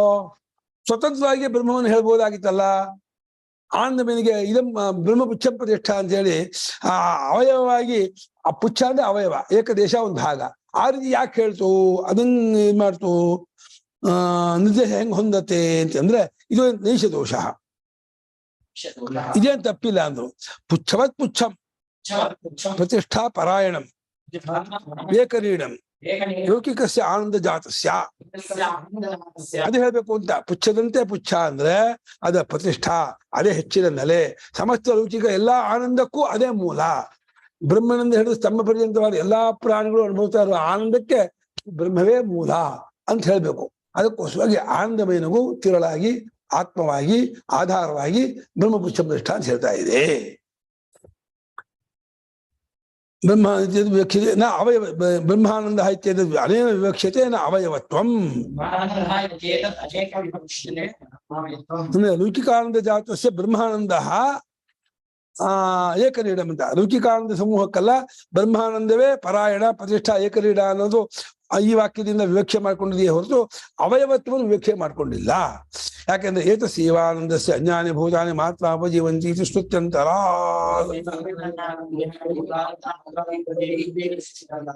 ಈ ಬ್ರಹ್ಮಾನಂದದ ಒಂದು ತುಣುಕನ್ನೇ ಎಲ್ಲಾ ಭೂತಗಳು ಉಪಯೋಗಿಸಿಕೊಂಡಿದ್ದಾರೆ ಅಂತ ಹೇಳಿ ಬೇರೊಂದು ಶ್ರುತಿ, ಯಾವ ಶ್ರುತಿ ಅದು? ಬೃಹದಾರಣ್ಯಕ ಶ್ರುತಿಯಲ್ಲಿ ಹೇಳಿರೋದ್ರಿಂದ ಇದು ಬ್ರಹ್ಮವು ಆನಂದ ಸ್ವರೂಪವಾಗಿದೆ, ಅದು ಆನಂದಮಯನಿಗೂ ತಿರುಳಾಗಿದೆ ಅಂತ ಹೇಳ್ಬೇಕು ಅಂತ ಹೇಳಿ ಆನಂದಮಯ ಕೋಶದ ಕೊನೆಯನ್ನು ಹೇಳಿದೆ ಅಷ್ಟೇ ಹೊರತು ಆನಂದಮಯ ಅವಯವಾಗಿ ಹೇಳ್ಬೇಕು ಅಂತ ಹೇಳಿಲ್ಲ. ಈ ಎರಡನೇ ಪಾಠವನ್ನ 10 ರಿಂದ 11 ಮಾಡೋಣ ಅಂತ. ಉಪಹಾರ ಇಲ್ಲ, ಹಾಗೆ ನಾವು ಇದಕ್ಕೆ ಪ್ರಯಾಣ ಹೊಟ್ಟಿದೀವಲ್ಲ, ಊಟ ಡೈರೆಕ್ಟ್ ಊಟ ಮಾಡ್ಬಿಟ್ಟು ಹೊಟ್ಬಿಡ್ತೀವಿ ನಾವು. ಹಾಕ್ಬಿಡಿಮ್ಮ ಮೀನಮ್ಮ, ಎರಡನೇ ಪಾಠನ 10 ರಿಂದ 11 ಅಂತ ಹಾಕ್ಬಿಡಿ.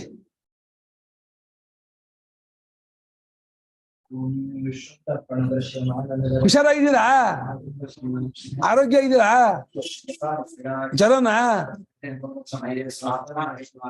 ಔಷಧಿ ಮಾತ್ರ ಆಸ್ಪತ್ರೆಯಲ್ಲಿ ಕೊಡ್ತಾರೆ, ಅದೆಲ್ಲೋ ಇದ್ ಮಾಡ್ತಾರಂತೆ, ಮೆಡಿಕಲ್ ಎಲ್ಲ ಸಿಗತ್ತಂತೆ, ಅಲ್ಲಿ ಹೋದ್ರೆ ಕೊಡ್ತಾರಂತೆ. ಅದನ್ನ ತಗೊಳ್ಳೋ ಪದ್ಧತಿ ಇದೆಯಪ್ಪ, ಉಂಟಾ?